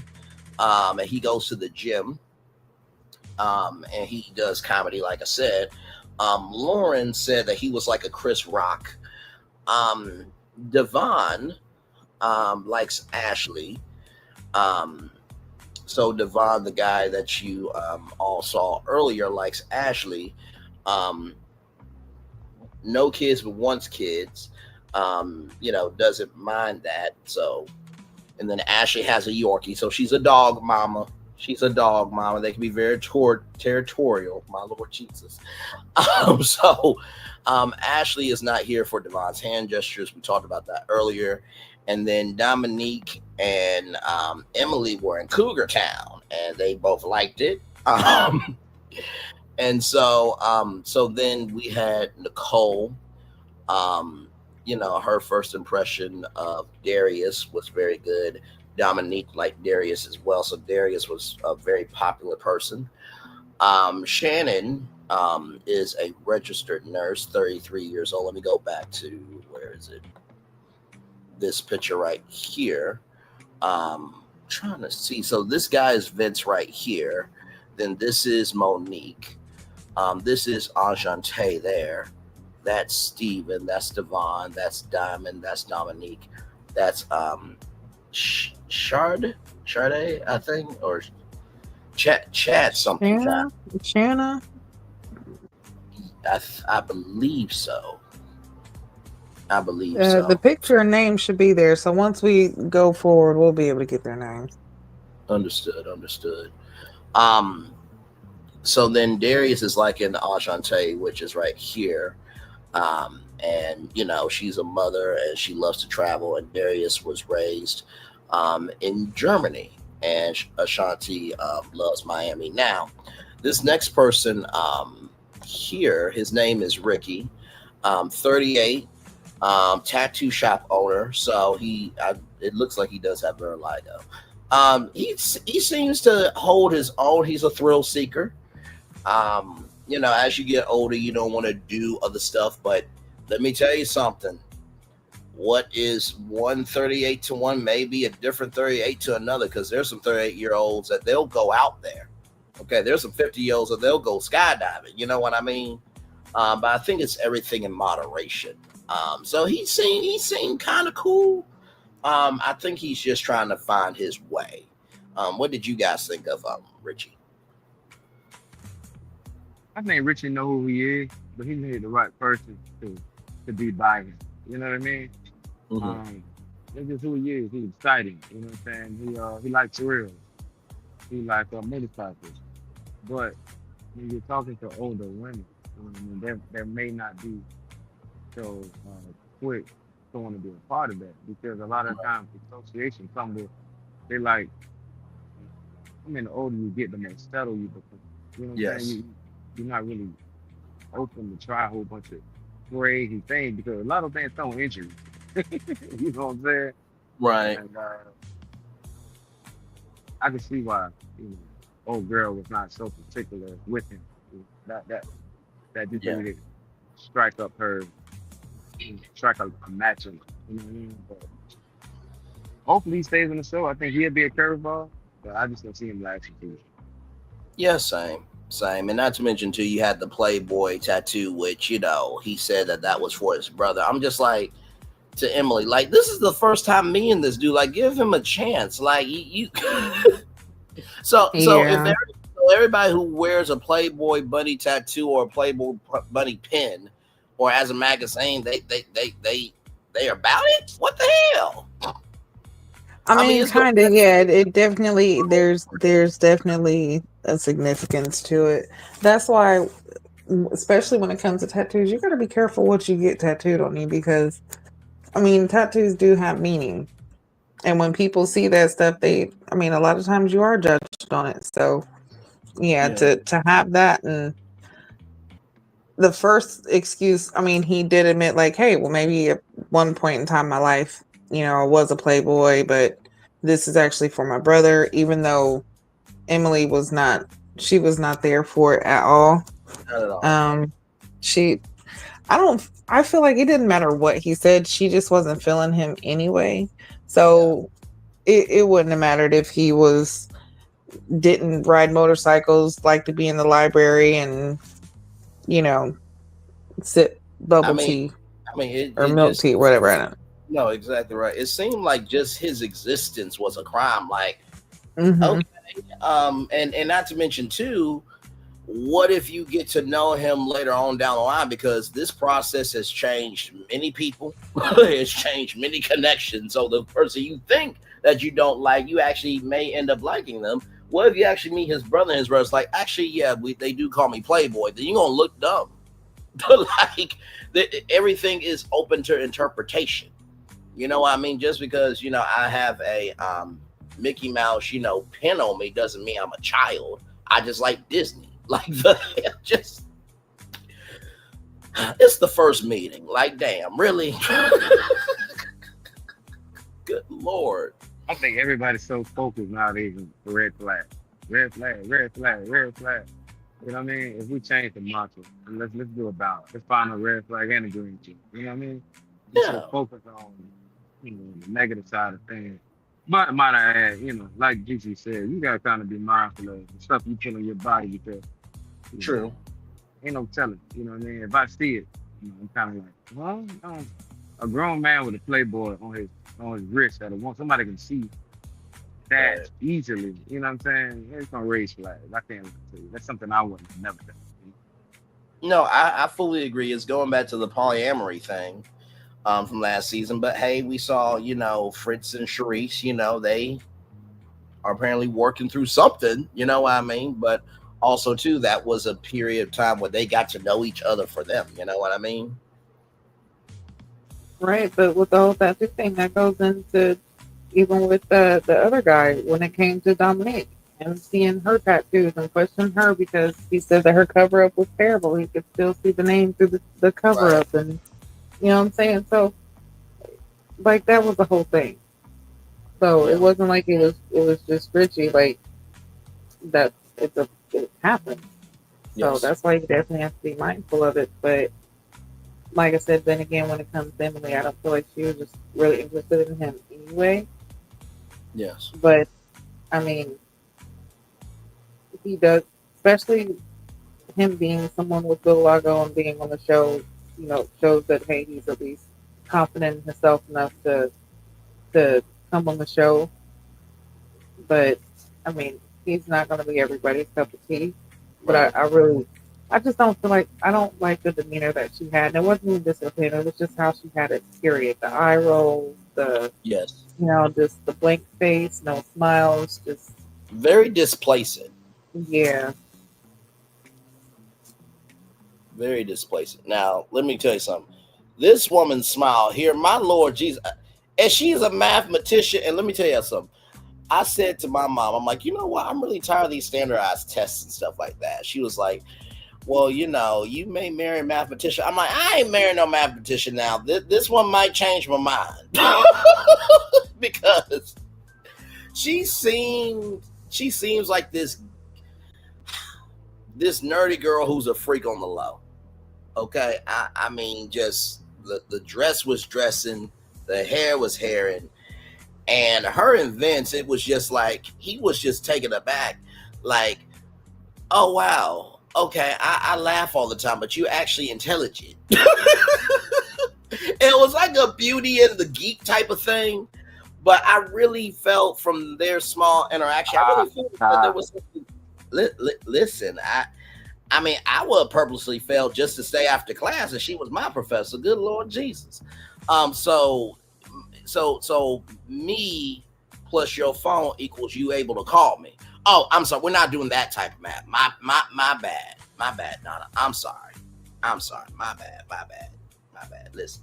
But I really do feel like Vince and Donna could be potentially something there because it felt like a genuine interaction with them. So what did you guys think of Donna and Vince and Donna as a person? I definitely like Donna, especially the fact that she's a mathematician because I love math. Like my husband knows how much I love math.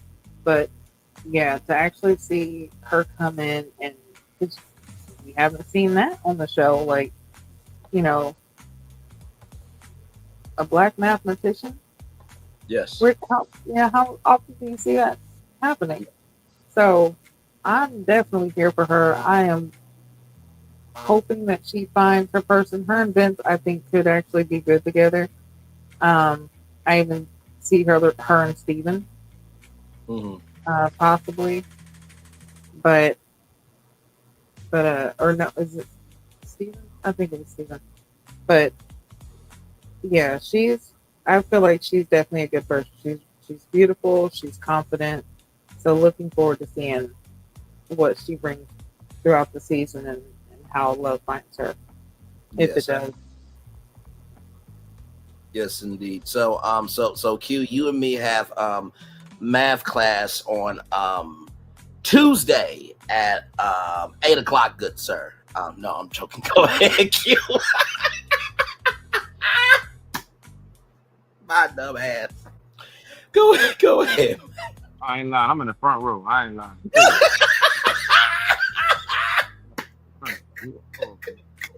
Home room. I'm there. Listen, you be in the front row. I'll be the teacher's assistant. No, let me stop playing. Go ahead, give it your opinion. I'm gonna take that class. That's one class I'm on. Come on, I'm telling you. But one thing I do, I like her presentation, and that's really dope. You know what I'm saying? She became very modest, nothing too overwhelming. You know what I mean? Just Yes. she seemed down to earth. You know what I'm saying? Had a great conversation with old boy. Hopefully that's the start of something that they can nurture and become something more. Um, so I'm really high on her. You know what I'm saying? No, We can buy a drink. All right, come Wait, on. say that. Oh, okay. He's in dad mode. All good there. All good. So we got Diamond here, 34, an attorney. It seems like she's a divorce attorney because one of the things she said was, I know how to take your money. I know how to get things 50-50, which is like, no. And I'm like, whoa, wait a minute. Hold on now. What's your perspective on marriage? My Lord. Definitely is a one-of-one personality for sure. So I would say interesting, if nothing else. What did y'all think of Diamond?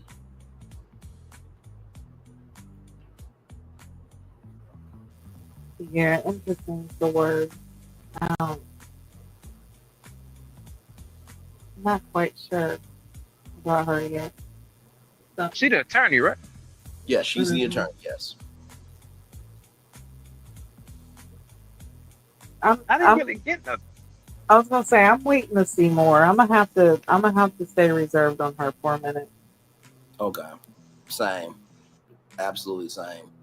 Yeah, I didn't really get nothing from her. I was saying, me and Gigi on the same page. I really didn't get nothing from her. She didn't really. I didn't really get a beat on her. Yeah, I really didn't get a beat on it. They really didn't give her too much time, and she wasn't even on the bottom. You know what I mean? No. You know how.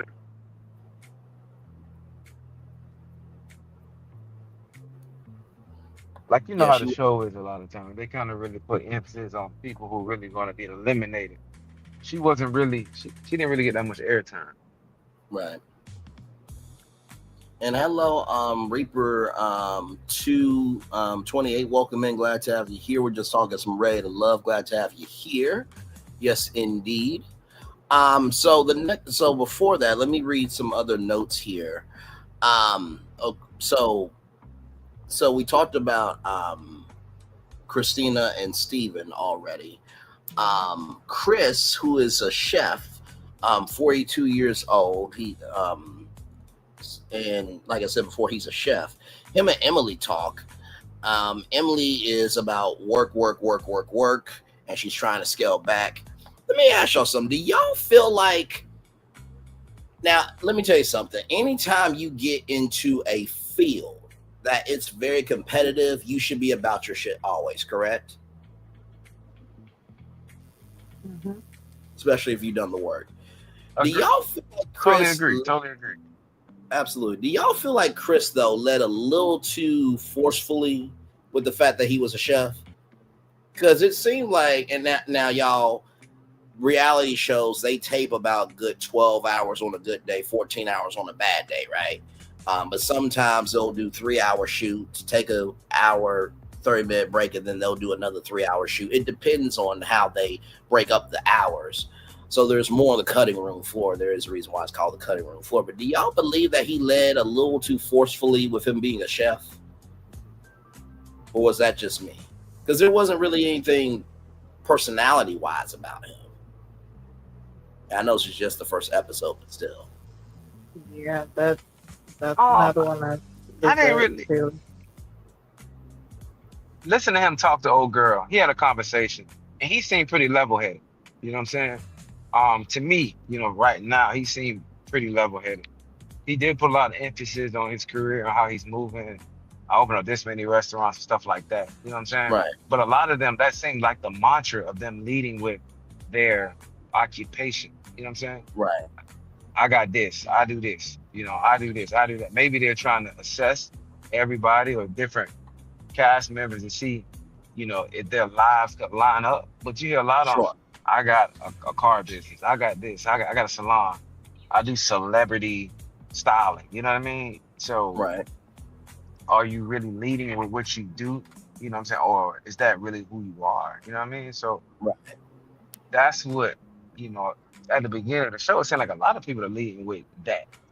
Correct. Correct. And Gigi, what did you say? I thought I heard you, but I want to make sure Yeah, that no, I I was just saying, yeah, that was another one. Like, yeah, there was a lot of emphasis on, him being a chef, but of course, that's what a lot of my leading with is, their occupation. But then again, this is another one where I'm kind of just waiting to see more because I don't feel like there was really too much um, given from him to really like put a gauge on where he's at right now. right.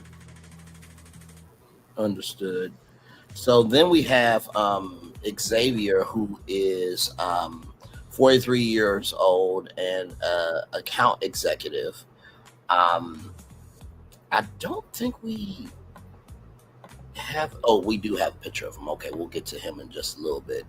Before that, though, this is Carday. He's an insurance broker, and he was definitely giving Las Vegas energy because he said you gotta have the Carday experience. And it's just like, okay, like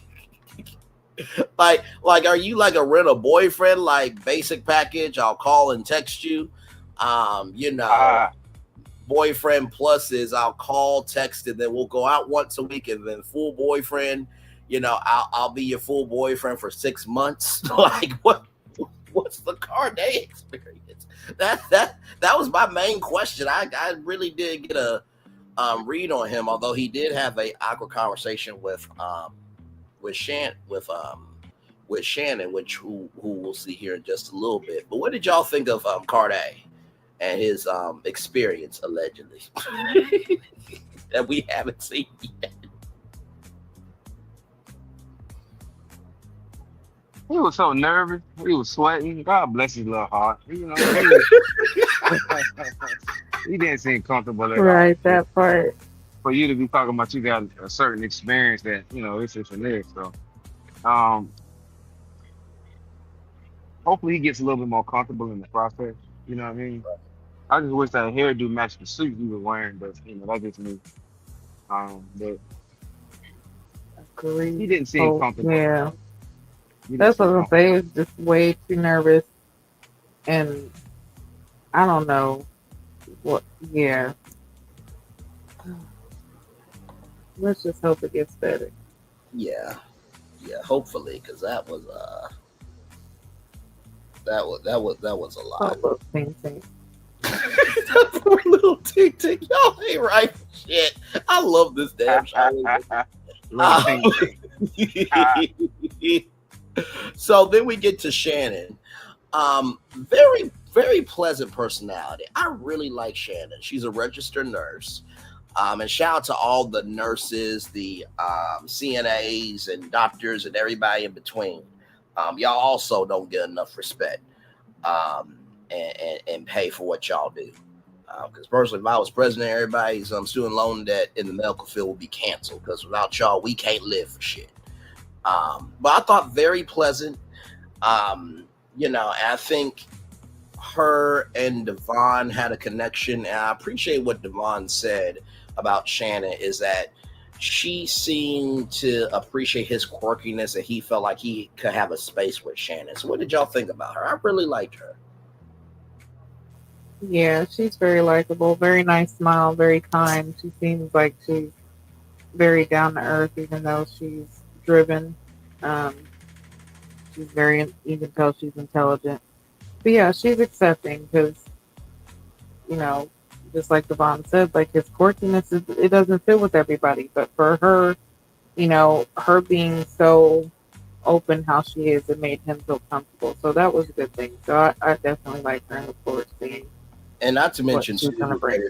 to add to this, she is a midwife, and also too, she has went to school for 14 years for not one, not two, but 5 different degrees, ladies and gentlemen. Okay, we got somebody here who has done more than enough, for sure. Q, what's your take? I like it. Real chill, pretty mellow.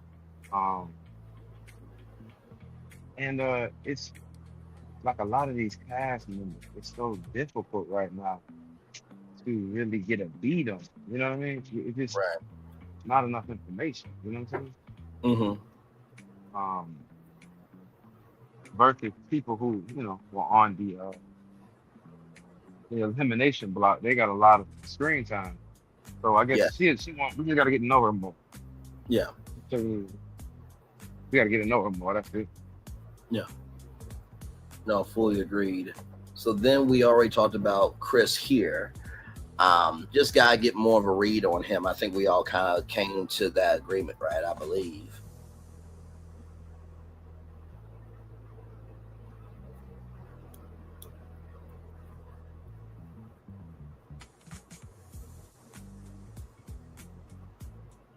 Hello? Yeah, definitely got to get more of a read. Okay. There wasn't too much. Gotcha. And So we then say NA or more info. You know what I'm saying? you know what? NA. You know what I thought? Not that, but I thought not applicable. That's the first thing I thought of when you said. For real, there's not enough information, man. I'm But sorry. like we were saying, it's kind of hard for them to, they need a longer episode to get familiar with folks. Yes, absolutely, without question. And by the way, I know we joked about Darius and his banquet hall, but if you don't think, hey, listen, hey Chris, can we also use your restaurant for some dating scenes this season? I ain't lie. Like if the craft services table goes down, can your restaurant just do y'all do catering? Right, because he definitely emphasized the fact that he was opening restaurants today. Yeah, Like, I hope they ain't at that spend all moment. that. I hope they ain't spend all that money on that first scene. I hope they didn't spend the whole budget on the first scene because that first scene was pretty dope. I ain't gonna lie to you. Yeah, yes, it was a very iconic location. It was one of the Ford plants, and also too, shout out to Detroit. Q, before you got here, we actually played the Chrysler Detroit commercial with Eminem because I'm just like, this is Detroit, so we gotta do it right. And the way they have revived that city so well, and then of course I brought out a new theme song. I'll send you the link, and Gigi got to hear it, and she thought it was fire. So can't wait for you to hear that. But the way that they are really allowing Detroit to be a part of the season is just well done, just well done. And then finally we have Xavier here, 43, senior account executive. Gigi, did you really have to get this shot like this? It looked like he's sleeping in his confessional. When I say that my camera was not trying to work with me, I got the shot that I could. When I finally got, I was like, listen, I'm moving on. However he looks. But they do like he dozing off. I ain't gonna lie to you. Right.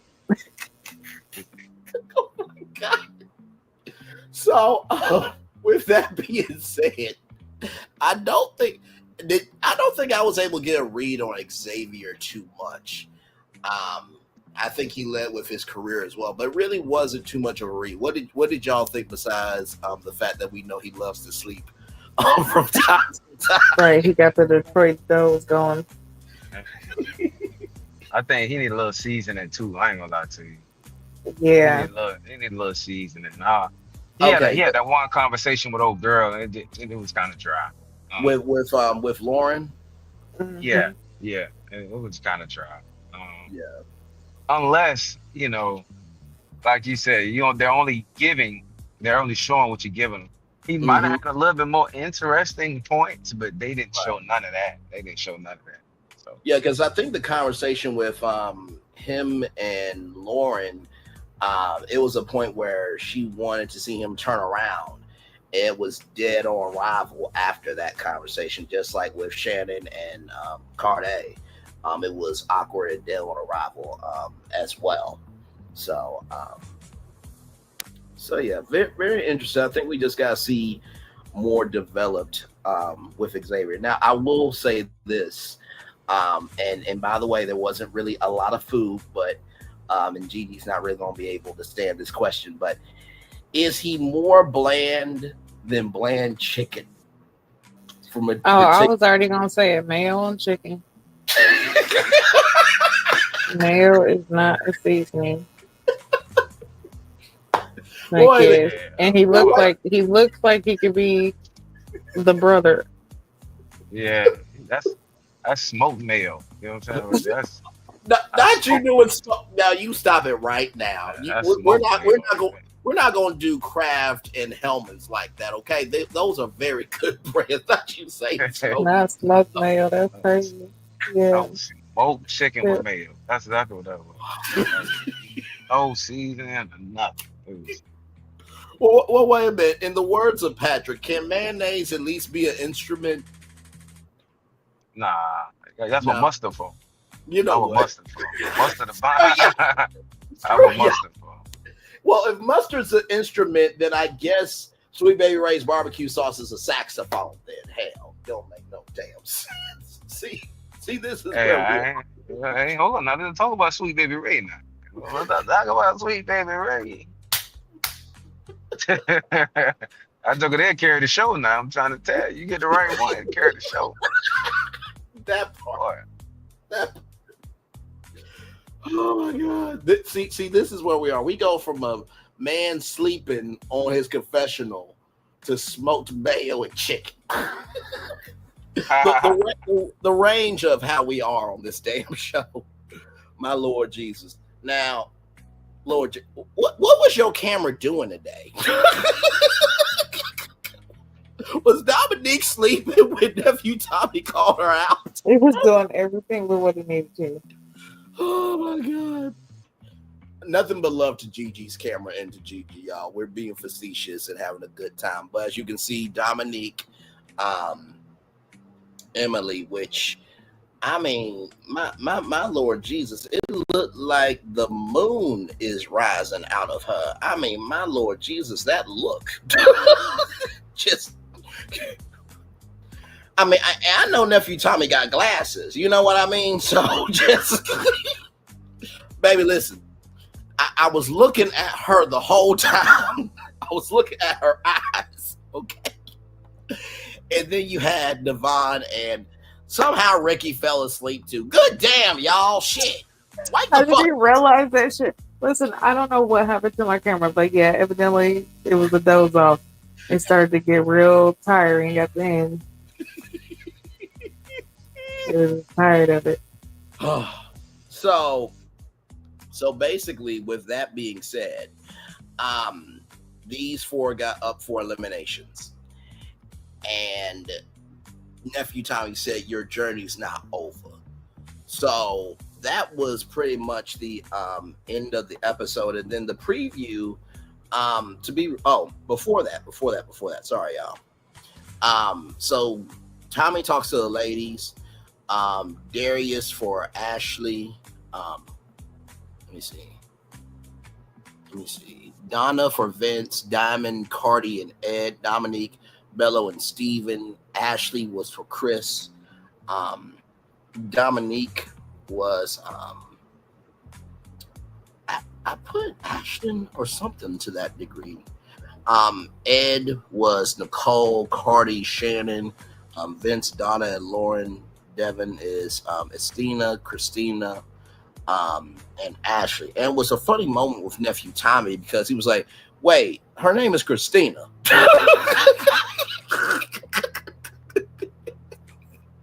I'm like, not nephew Tommy trying to keep his check.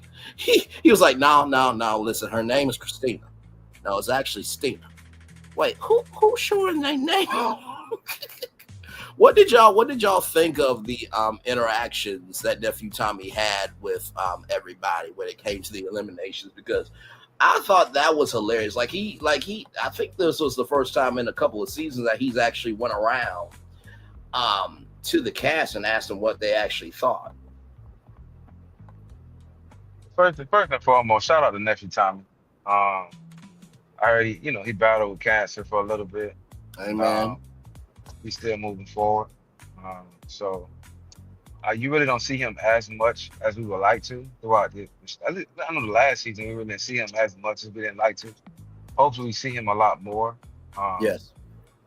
Because he's always a bright spot. You know what I'm saying? Yes, indeed. So shout out to him. And I think he did a good job. You know what I'm saying? Always very lighthearted. But when it comes to making these difficult decisions, he's always a cornerstone. You know what I'm saying? Yes. And giving people advice on how to make their choices and bring out, you know what I mean, brings and really show he listens very well and gives good feedback. You know what I'm saying? So shout out to him. He always does a great job with that. Yeah, he's the host and has been the host for a reason on the show. So exactly. Yeah. And we talked about that last season with a very pivotal moment with Cisco and Tay. Of course, if you don't know, Cisco and Tay did not stay together. A very shocking ending to the reunion. But before that happened, nephew Tommy gave Cisco some encouragement about how nephew Tommy's wife, helped him and carry the load, and now look at him now. He doesn't have to, make his wife do anything. And I think I think you, Gigi, and Q remember this, that I talked about his hosting style in that moment where it was basically a handing of the baton to Cisco. And I think you said, Gigi, in a couple of comments, I believe, that, nephew Tommy seems like he doesn't want to be there or he's leaving as the host. And we talked about how this show needs that type of grown host where, depending on the show, you need an engaging host. So, for example, Who Wants to Be a Millionaire? Regis was there for 15 questions and he was there the whole time. But with nephew Tommy, he's more of a conduit for your experience. And you need somebody that understands that, hey, we 30, 40, and 50. We ain't got time to play house because we're trying to create life. So yes, indeed. Bro, that very well said. Very well said. Very well said. I couldn't articulate the word to even say that. Very well said. He is very much like a conduit. Very much. Yeah. You done a great job, by the way, my boy. You done a great job. Great job. I happen to know a little something about hosting. I ain't nephew Tommy level, but I hold my own. Great job. Take a bow. Thank you, good sir. Thank you. Yes, indeed. By the way, I wanted to correct the record. Darius, it was Enchante. For her. Gigi, did you want to comment on what I said, and then I'll get to the not good impressions, and then we'll. No, I fully agree with what you said. Yeah, we've all agreed that Tommy is definitely nephew Tommy is the host and has been the host since day one, and I feel like Will Packer knew what he was doing when he had him host this show, and this is also why the show has been so successful. Yes. Absolutely. So then we get to another thing. One of his mentors, a big brother, is Steve Harvey. Yes. You know what I'm saying? So I'm pretty sure Steve had, helped him get in the door, or was a part of that. I'm pretty sure, but you're right in some way, because if you guys remember, the Think Like a Man movie series was produced by Will Packer. Yeah. So that could have been an opening there. So very well said, Q. Very well said. And guess what? He's on the morning show with Steve Harvey. Yes. So, which I don't know if they do Ready to Love recaps, but I'm just like, you got the host of the #1 black dating show on TV. Like, Monday morning Ready to Love recap, and you can have the contestants, come on the Steve Harvey morning show, and give their take. I mean, I know it's a Steve Harvey morning show, but Steve uses that as a platform for all of his projects, so it only would elevate the platform. You know what I mean? But that's just the me and nerd talking, y'all.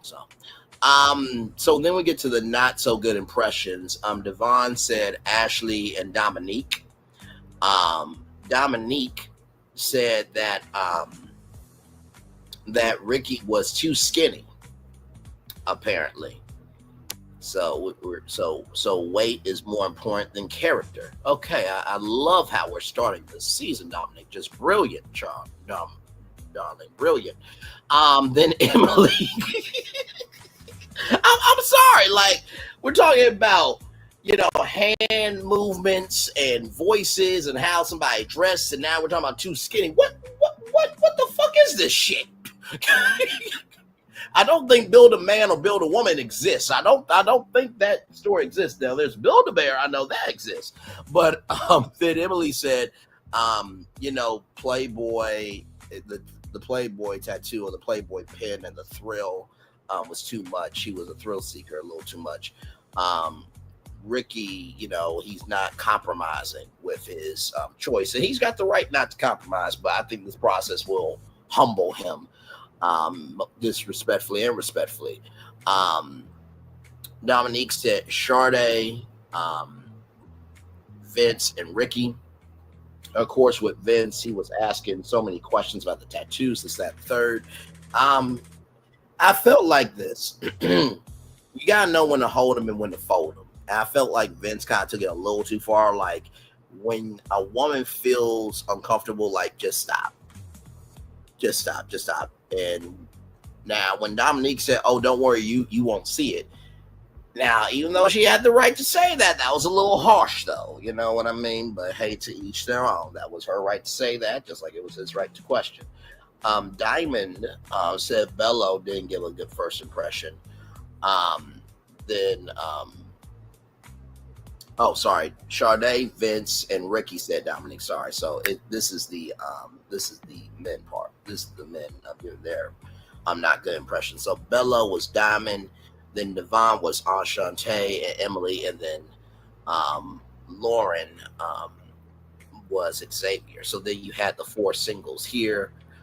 So you had Devon, Ricky, and then you had Dominique and Emily. And then the preview was just the preview for the season. But yeah, that's basically about it. So if we get into the eliminations, do y'all think Nephew Tommy would really do that big of a curveball and eliminate all four? Because he did say your dating journey is not over. Or do y'all think I don't think he eliminated any of them, actually. And if he did, it was still only. I said I don't think he eliminated any of them because, like I said, in the scene, what's happening for the season, you still see Dominique, you still see Emily, and I think I even seen Richie still, but Devon might be the. I think Devon might be the one that gets eliminated if anybody does get eliminated. Okay. And it still might be where one of them where it's like 1-1, like one guy, one girl, instead of all four next week. Yeah. Yeah, I kind of, it'd have been, if they don't eliminate those four, which I'm pretty sure they're not going to, I don't think we'll have any more, you know how people used to come 3 shows into it, it'd be a curveball, a new person coming. I don't see that happening. I don't see that happening. If he let those four there ride, I'm pretty sure they're not going to have any curveballs with any new people. I can guarantee it. You mean no curveballs for the next episode or for the whole season? Oh, for the whole season, as far as adding new cast members along the way. I don't see that happening this season. If those four are here next week, yes. I really don't see new people being added to the show. I don't see it. Okay. No, I think that makes sense because, like Nephew Tommy said, he would do, the 5 and 5, and that would open curveballs, right? Because we had people that were supposed to be on that never got on, but these are the 20 from the jump. You know what I mean? So I fully agree with you. It looks like from Gigi's excellent analysis that Devon may be eliminated. And By the way, here's a funny for y'all. So y'all remember how Nephew Tommy said Ray Love has made endless connections? This is off their Reddit, Ray Love Reddit. Where are they at?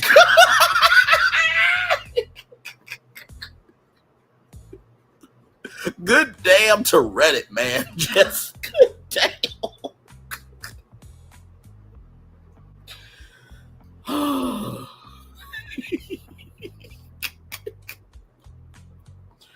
Listen, you can make fun of the Nephew Tommy for saying where they at with endless connections, but what you cannot make fun of is that the show has been on TV for 11 seasons. You cannot make fun of that. That has actually happened. So, you know.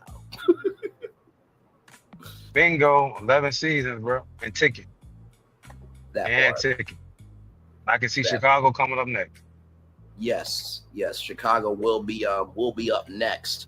And you know what will be really crazy? Like, I remember when Oprah, you know, she did a special message for Love and Marriage Huntsville, and she did a show for you know, Ready to Love when they made to their 100th episode. Can you imagine for the 12th season if, like, hang on, y'all, I got somebody who's gonna motivate y'all about love, and Oprah and Stedman come out and like give the couples advice and stuff? Like, that's basically Oprah's home, essentially.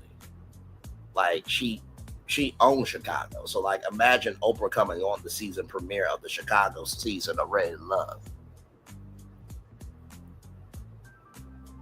That would be crazy, bro. Because you really don't see Oprah really making too many appearances like that. Yeah. For her to do something like that would send the show through the ratings to the roof. Like, Yeah. you know what I'm saying? I would love to see Oprah. You know what I'm saying? Because you really don't see her that on TV. Yeah. And this wouldn't be, y'all, she would be there for, you know, the whole season. It would just be for the, you know, the season premiere. You know what I mean? So, but just thinking out loud, because I think that would be cool. Like, you know, you're in Chicago, you ain't really expecting it. It's like, oh my God. Like that's actually, oh my, she's here to advise us on love. Like, oh my God, Stedman's here? What the hell? Like, because if you think about, like, Oprah is multi-generational. You know what I mean? And all of them has seen Oprah in one shape, form, or fashion.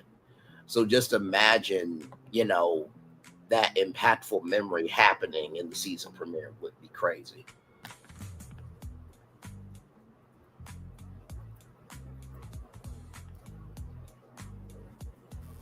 Yeah, let's see what they do when they do go to Chicago. But Detroit so far, we don't see. They had a good location. We got to see all the vintage cars. It was a good start, we'll say. Good start. Yes. Yes, it's a great start. I feel like we own something this season. We own something. I do believe we are on something.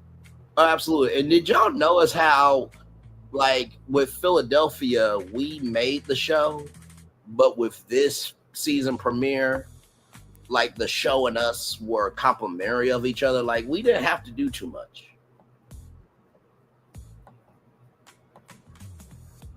Oh yeah. Us for them, it's gonna be through the roof. You know what I mean? But when we got to carry the show, you know what I mean? It's a little different. You know what I'm saying? Mm-hmm. I feel like I wonder if they just were trying to hurry up and fill a void with throwing that season together.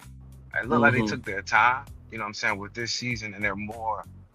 I feel like they want to give a good depiction of Detroit, along with, you don't want to give us the vibe of Detroit and the people. You know what I'm saying? Right. I really feel like that's what they're trying to do, and they're doing it so far. Yeah.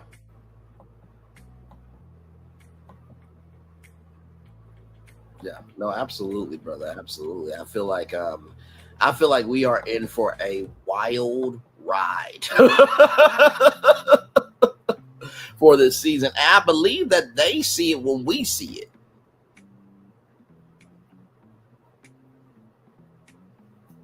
Yeah, I think so. So it should be very, very interesting. Hopefully we get to talk to some of them.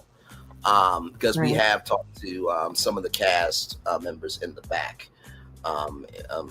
in previous seasons, rather. So.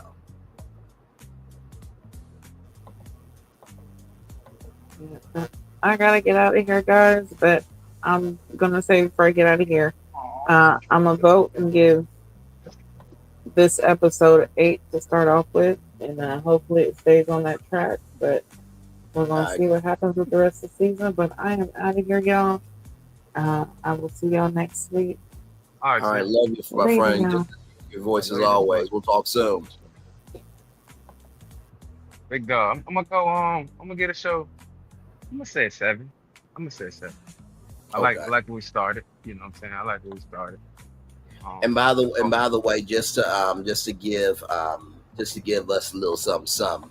I found a particular Instagram that I want to go over here real quick with your cue. Sir, look at this right here. Look at the thigh right there, ladies and gentlemen, right there. Who that is? That's Donna. That's the mathematician, good sir. That's get out of here. Ooh, my Lord Jesus. Get out of here. Chase. Chase. Oh, taste and see. Listen. The coat with nothing underneath, and you don't mind there ain't nothing underneath. Okay. Look. Jesus. Okay, Donna. Listen. Where was mathematicians like this at my college, damn it? Shit. They was there. They just, you know.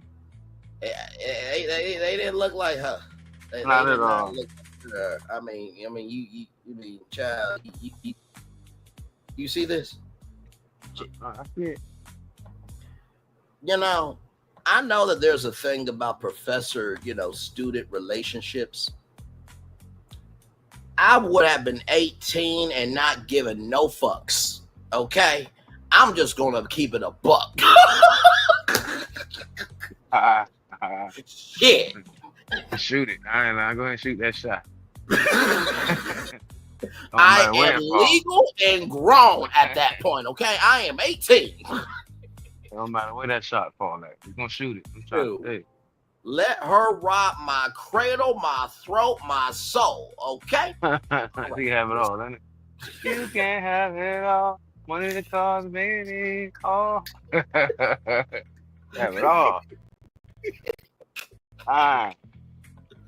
Shit, if she don't find something after this damn show, she could become Donna Lee, okay? But I ain't gonna be on the DL with her, okay? I'm gonna be very high key with her, okay?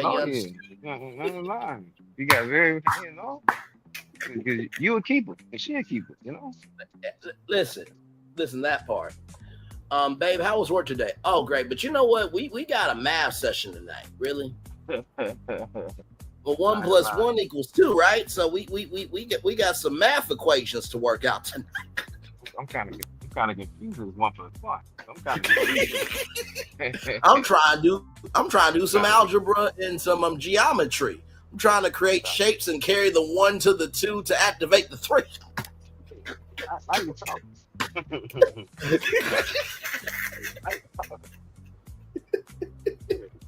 Don't forget about it. The 2 and the 2. Solana would do a come on, guys, but like, come on, guys. in the same token, like, remember when she like rolled for that dude all season on Ready to Love, Make a Move all season? Oh yeah. I mean all season. That was crazy. So listen, let us have this, because I mean, like Gigi said, when do you ever see a black scientist, a black technician, a black mathematician, a black technologist? You know what I mean? When do you see somebody of that energy on national TV? Really don't. So, that's why we're celebrating her. I mean, the fact that she's gorgeous is just a bonus from God. That's all that is. But also don't hurt either, okay? That part. That part. Oh my Lord Jesus. Q, I feel like we're gonna have a very good season, bro. Not that we don't have a good season together when we were together, but I feel like this one's gonna be a ride that we are not gonna mind taking a ride for at all. Hey man, this the highlight of my week. Yes, yes, This the indeed. highlight of my week. Sitting down talking to family, I'm about to relax. Oh, I'm about to relax and put me a cigar in the air and chill. This the highlight of y'all, my wait a week, minute. man. I want to show y'all this here. Now I'm gonna read this from a source. This is a very, very sad update here. Let me see if I can open new tab right here. Let me bring this up, and we'll fill GG in on this. I just saw this on a source. So Mr. Robert Ritchie Tats Parham. For those of you who don't know, Robert Ritchie from the cast passed away earlier this year. No. Guessing it happened sometime in the early spring. So yeah, this is a thing that has happened here. So was just looking up some information just to see if there's anything there, and very sad, very, very sad. Not to end it on a bad note, but I was looking at all the cast IGs and stuff like that, and saw that update. And this is a family member that tagged. It says here, his tagged IG photos. A dear family member posted about him a lot. So, rest in peace to Richie. Very, very sad. So, with that context, let's just hope that at the end of this, he at least found somebody for him.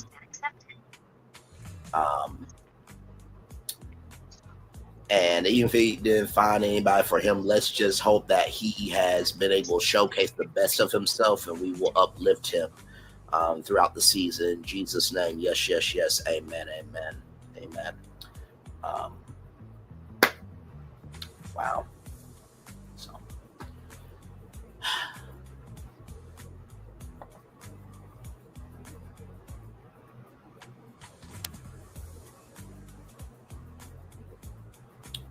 Yes, that's crazy. But moment of silence for him. Yeah, man, that's crazy. Absolutely. I think that's probably the first time that has happened in Ray Love history, I believe. So yeah, we'll definitely fill in GG and Solana with that for sure. So, anything else, Q, before we get off of here? I'm about to read the Daily Motivator, then that's gonna be it for me, my brother. It's all on you, big dog. It's all on you. All right, my man. Let's do what we do with the Daily Motivator here, and then we will head on out here. Man's best friend are his 10 fingers, for sure. It's time for Daily Motivator for Saturday, November 8th, 2025, in Hope's direction. Is it naive to be hopeful? Probably, but that's not the issue. As a response to what's going on at any particular moment, hope is often unrealistic, yet it can be a powerful intention and driving force for moving forward. Hope gives you a point at which to aim. When you are clear about the direction and destination, you're much more likely to work yourself there, whether it's realistic or not in the present. Hope focuses you on the future. What is realistic is the present situation will change, and hope defines a specific ideal for it to change. Hope is powerful because you have the ability to change things for the better. Hope attains its power when it's embodied in you. Pay attention to your hope and then ask yourself, what can you do right now to push the world in hope's direction? Hope won't take you there, but it will absolutely lead you to where you where you hope to go. Ralph Lawson. I want to dedicate this to Ricky.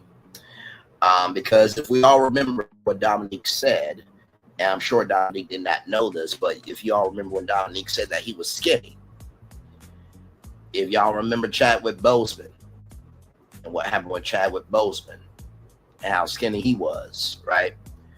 Hopefully that's not the case with Ricky. But the first thing that I would say about In Hope's Direction is that, is it naive to be hopeful? Yes, because there's a chance that things can be broken in your perspective, but that doesn't mean you shouldn't go for it. The fact that whatever Ricky was going through, to still want to be able to find love on national television is a very brave motherfucking thing to do. And I think sometimes we forget that. Go ahead, Q. I totally agree with it, dog. Very brave. And Absolutely. Sometimes, and like we talked about earlier, there are so many facets to dating and wanting love that sometimes we forget that what you may feel is off the wall may be for somebody to hang up on their wall. Now that's a word right there. Let me say that 2 more times. What you may think may be off the wall to you, somebody might want to hang that on their wall in their home. What may be off the wall to you may be something that somebody wants to hang on the wall for them. Well said. I agree. Absolutely. Well said. Thank you, good sir. The second thing I will say to you is whether it's realistic or not in the present, hope focuses you on the future. Now, there's the serenity prayer of accept the things I can change. Give me the peace to know the things that I can't change and have the wisdom to know the difference.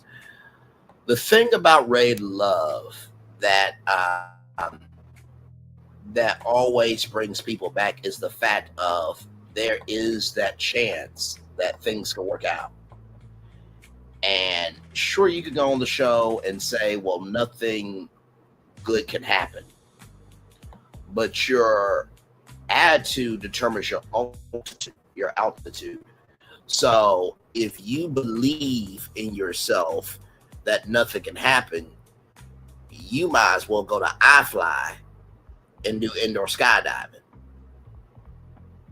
It will be a simulation of what can be, but you won't really get there. But if you believe that you could jump out of a plane 30,000 feet in the air and have somebody to trust and have somebody as a trusty companion, then you'll be able to jump out that plane. The reason why we don't go for hope is because we don't know the outcome. But here's the gag.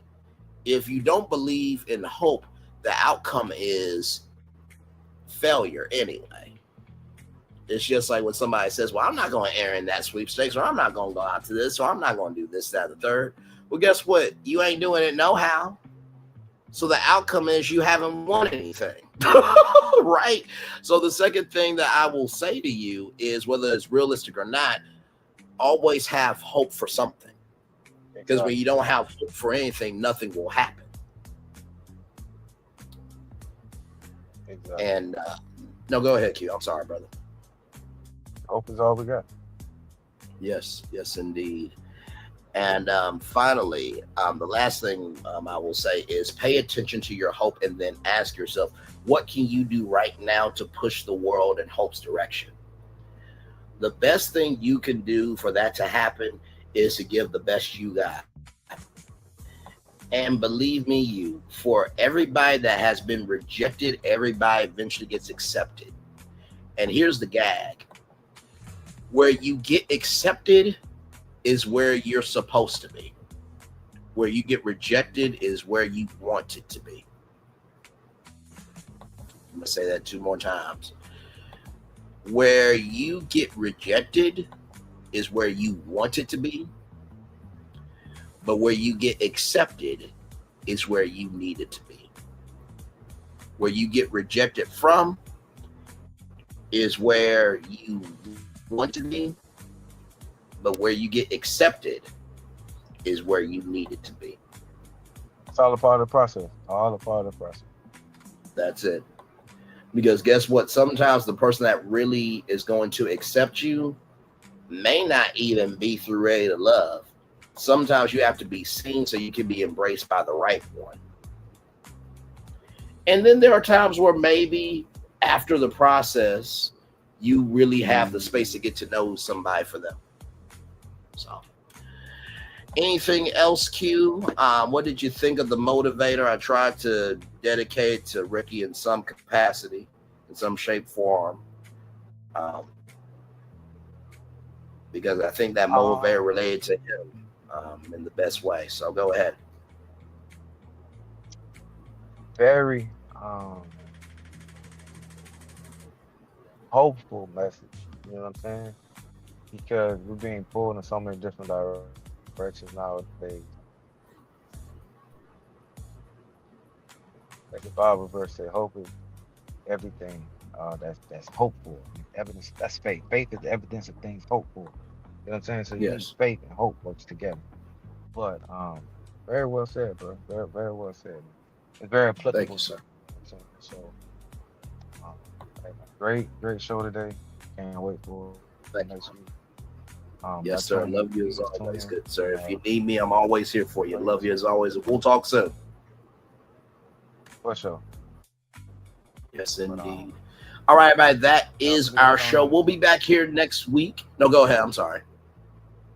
Oh, you good, bro? You good, big dog? Okay.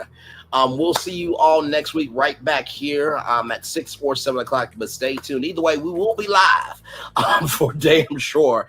Get ready. Ready to Love Detroit on every Saturday or Sunday, depending on what's going on. But usually we do Saturdays because it is called an after show for a reason. As for me here, of course, as you guys know, we're watching Potomac. So that review will be on Monday. And then, of course, we're watching Ready to Love Now, Married to Medicine. We'll be watching starting November 30th. So a lot more shows to come. We're almost at the end of the year, and I will just say this with what we just talked about with Ricky. Check in on your family, check in on your friends, check in on the people you think are strong. There was a brother from the Dallas Cowboys that unalived himself because the pain of his mom not being here was too much for him. Sincerely, I know there's a lot going on in the world right now. People want to be right and will hurt people to be right, but will not create a space for people to be happy. Life is too fucking damn short. We need to be solutions for each other and not problems for each other. Amen. So with that being said, it's time for the best outro on YouTube. Know what you do and do what you know. Never say you weren't born special, because you are always one of us. And trust, you may not be where you want to be, but by the end of it, you'll be where you need to be. Do what you've been chosen to do. Why, it's one thing to call yourself. It's another thing to be chosen. One love, much love, all love. We have spent time with you. You have spent time with us. And hopefully by spending time together, we're also great together. And always remember, we're doing radio, television. You do live your best life, or Lord, it done took you some time to get to the place that you wanted to be, but you are ready, and you are ready to love. Make sure the replay is not just for if you watch it, not just for if you listen to it, but if you want to experience it again. We love you, we value, we embrace you all. Always remember, mercy, love you, God give, mercy, love you, God give, mercy, love you, God give. Where obstacles you have overcome, where successes you have achieved upon this particular day, we are extremely proud of you, but no one else is proud of you, proud of your damn self. And finally, y'all, listen, I just want to say shout out to Sandra, you are a real one. The realest ones are never believed until it is too late for the truth to be heard. Keep being a person causing good trouble. And shout out to all the Santa Clauses, because those are the only Santas that are real. Okay? All right. One love, much love, all love. I feel the love. We feel the love. And we send it right back to you. Have a wonderful, wonderful weekend. Love you all. Bye.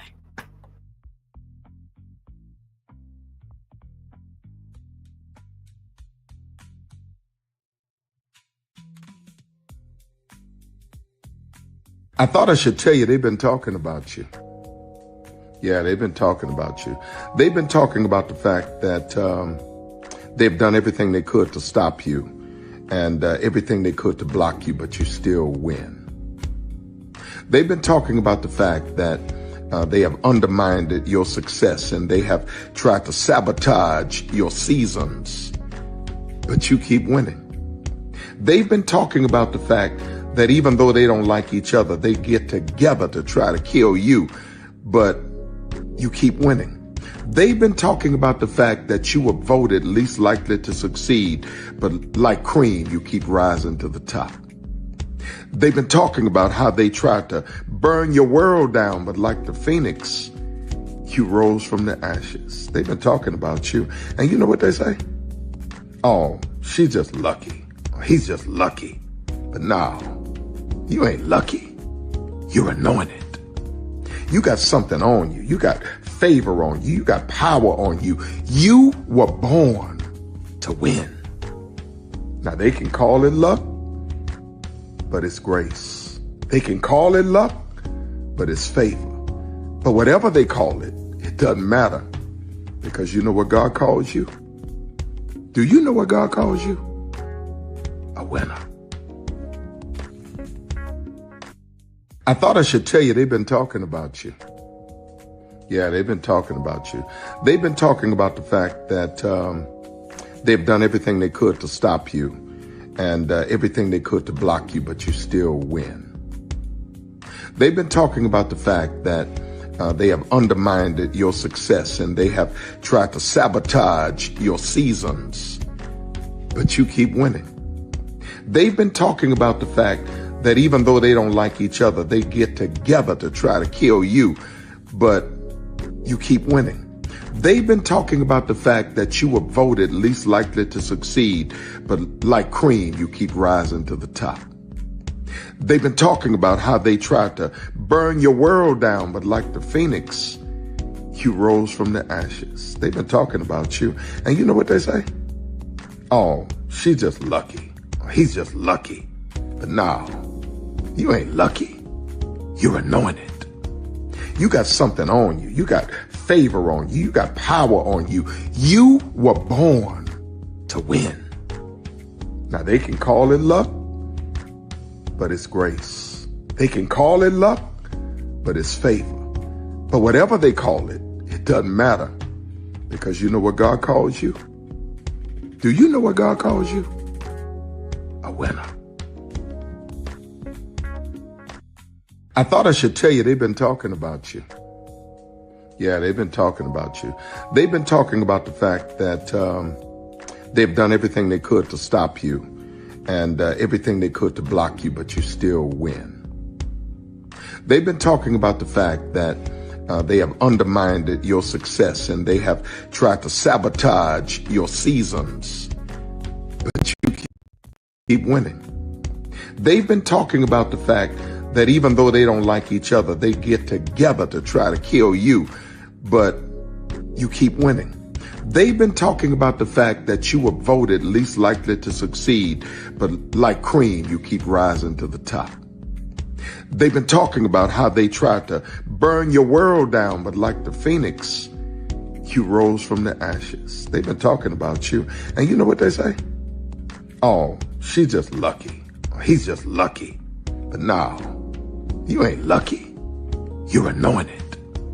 You got something on you. You got favor on you. You got power on you. You were born to win. Now they can call it luck, but it's grace. They can call it luck, but it's favor.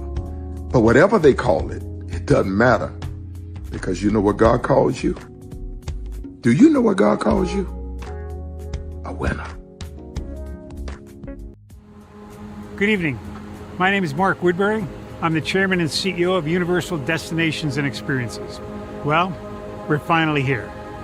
Tomorrow we begin a new chapter at Universal Orlando Resort as we open Epic Universe. We built this place for you. I want to thank you, our fans, for your love of our stories, characters, and immersive experiences that inspired this incredible place. Epic Universe represents over 8 years of meticulous planning, immense creativity, and innovation, combined with unmatched craftsmanship and operational excellence on the part of thousands of people who have brought to life the stories and characters that live beyond each of Epic's portals. But it represents so much more. Your love of Universal and the deep connections we've shared together here in Orlando over the past 30 years inspired us to dream bigger and to push the boundaries to create something extraordinary for you and for generations of fans and families to come. And tomorrow, as we open Epic Universe, I can't wait for you to experience this place for yourself. Now it's your turn to step inside, to lose yourself, and to share this place with the ones you love most. As we open this park, we hope your world becomes a little more epic. Tomorrow, Epic Universe becomes yours.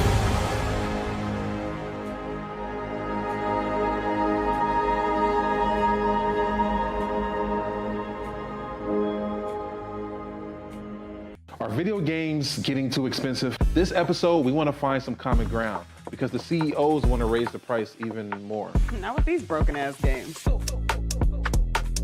$5 million. That's how much San Andreas costs to make. Is it their fault for selling or our fault for buying? Corporations claim all this stuff. Devs say otherwise. Sports gamers, cozy gamers, whatever you call the people who play Power Wash Simulator. I think it stings a little bit more because I'm spending my actual money and my mom is not. Imagine they get rid of all movie theaters and then charge you the same price to watch the same movie at home. That's like every streaming service. It doesn't have to be the longest of games, but am I having fun with it? This is Lex. I'm Ronell. Let's get right into it.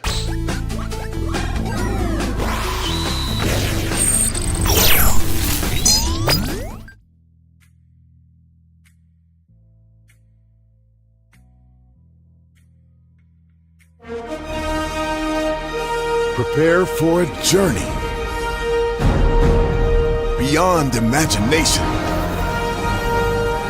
beyond belief, beyond anything you've experienced before. Universal Epic Universe, a new theme park where you'll step through extraordinary portals to 5 immersive worlds. Prepare for a cosmic voyage of discovery, an isle of fire-breathing excitement, a shadowy world of monsters and mystery, new wonders in the wizarding world, and a new way to play. Plus the splendor of a magnificent resort hotel overlooking the park. It's all new excitement at Universal Orlando Resort. A week's worth of vacation thrills with 4 amazing theme parks, a variety of spectacular themed hotels, and incredible dining and entertainment. It's all at Universal Orlando Resort, where you'll find new adventures every day. Explore the astonishing worlds of Universal Epic Universe at Universal Orlando Resort. Because here's the thing, a good streamer can find other content. Because here's the thing, a good streamer can find other content. Because here's the thing, a good streamer can find other content. Child Relevant over there doing his thing, minding his GD business, staying out of trouble, trying to get the folks some positive stuff to talk about. Besides lying all the damn time. Child Relevant over there doing his thing, minding his GD business, staying out of trouble, trying to get the folks some positive stuff to talk about. Besides lying all the damn time. Child Relevant over there doing his thing, minding his GD business, staying out of trouble, trying to get the folks some positive stuff to talk about. Besides lying